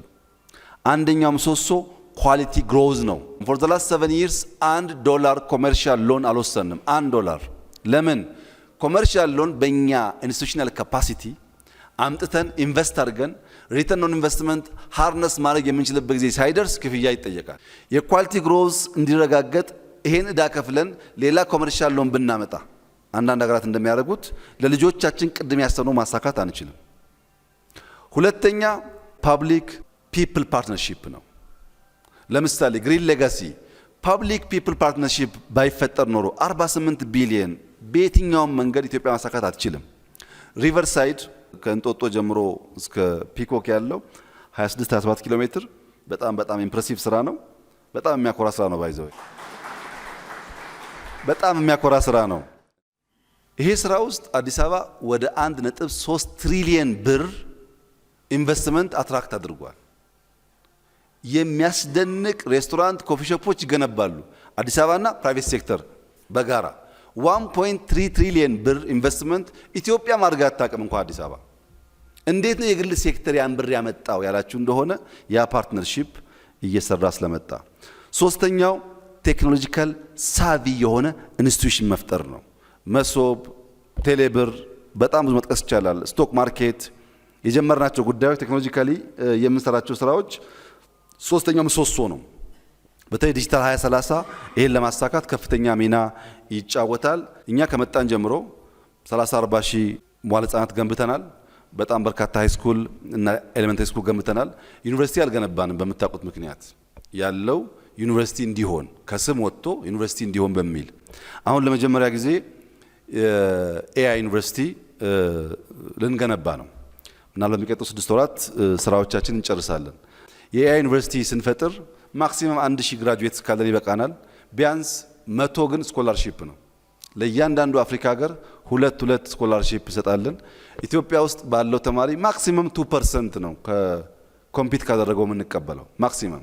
በጣም ትንሽ ግን ፕራክቲካል የሆነ ሰው እንፈጥራለን። ለዚህ ከናንተም ከዲያስፖራውም የምናሳትፋቸው ሰዎች ይኖሩ ይሆናሉ።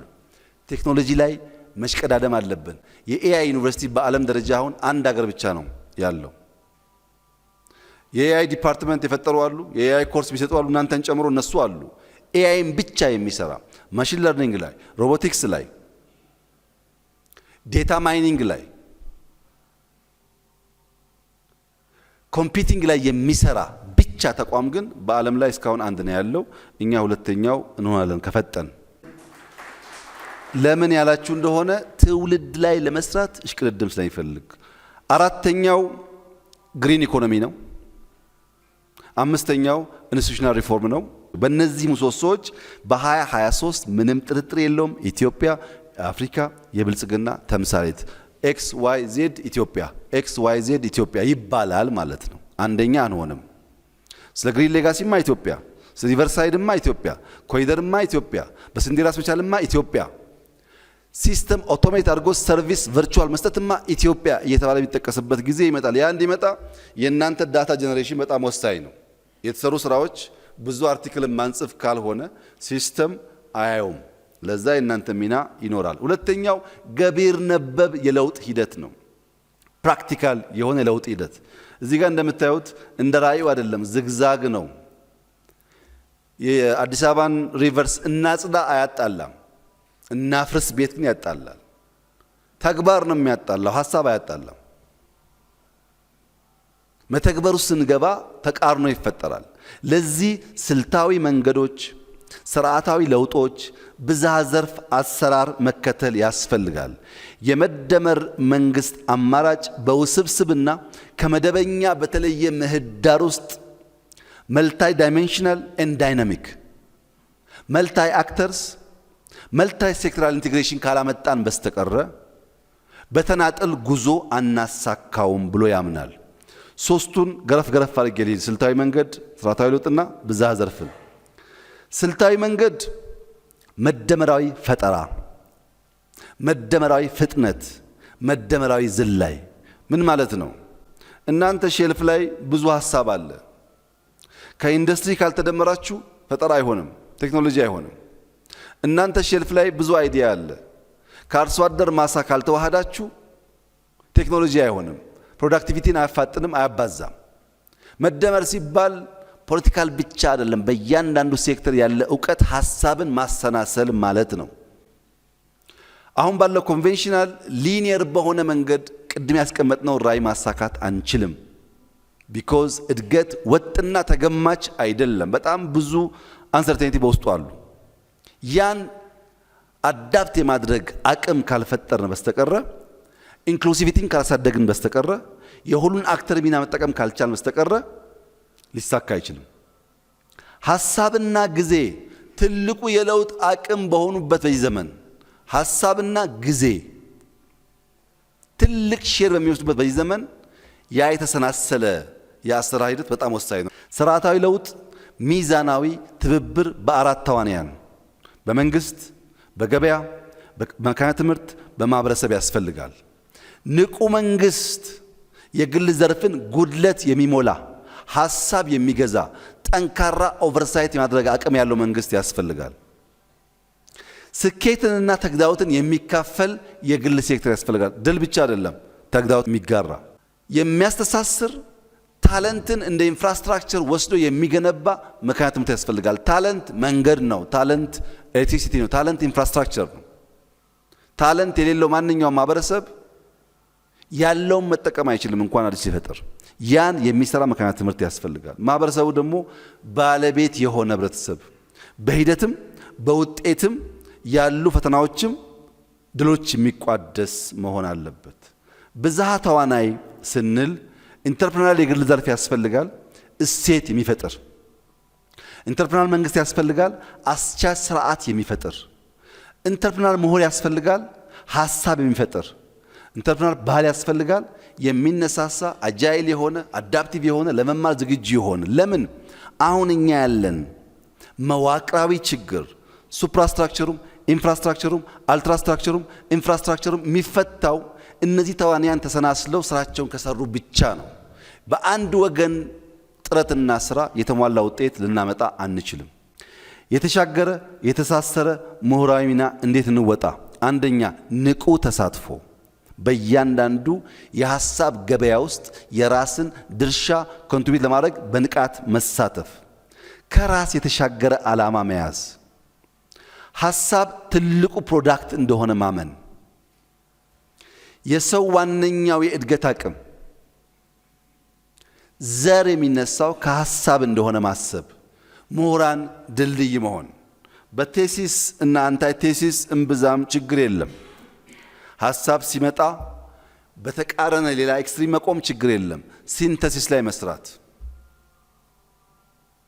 ከሁለቱም ወገኖች ጠቃሚ ነገር ካለ ወስዶ መካከለኛ የሆነ አሻጋሪ ሐሳብን መንደፍ የምሁራን ሚና ይሆናል። ብሔራዊ እይታ ከሐሳባዊ ፋይዳ ባሻገር ከእውቀታዊ ፋይዳ ባሻገር ብሔራዊ ፋይዳው ማየት ጀስት አውቄያለሁ ተመርቄያለሁ ሳይሆን ለሀገር ለማህበረሰብ ያለውን ኢምፓክት ማየት። ምሁርነት ከሙያዊ ስኬት ከሙያዊ ኬሪየር ባሻገር ለሀገር እድገት ያለውን ጠቀሜታ ማየት። ክፍል ከጊዜ ሰሌዳ ባሻገር ከጠባብ ሩም ባሻገር ሀገርና ትውልድን እያሰቡ መስራት። ጊዜ የማይገድበው ሙያዊ ልዩነት የማያጥረው ፖለቲካዊ ዲፍረንስስ የማያስቀሩት ምሁር መሆን ይኖርበታል።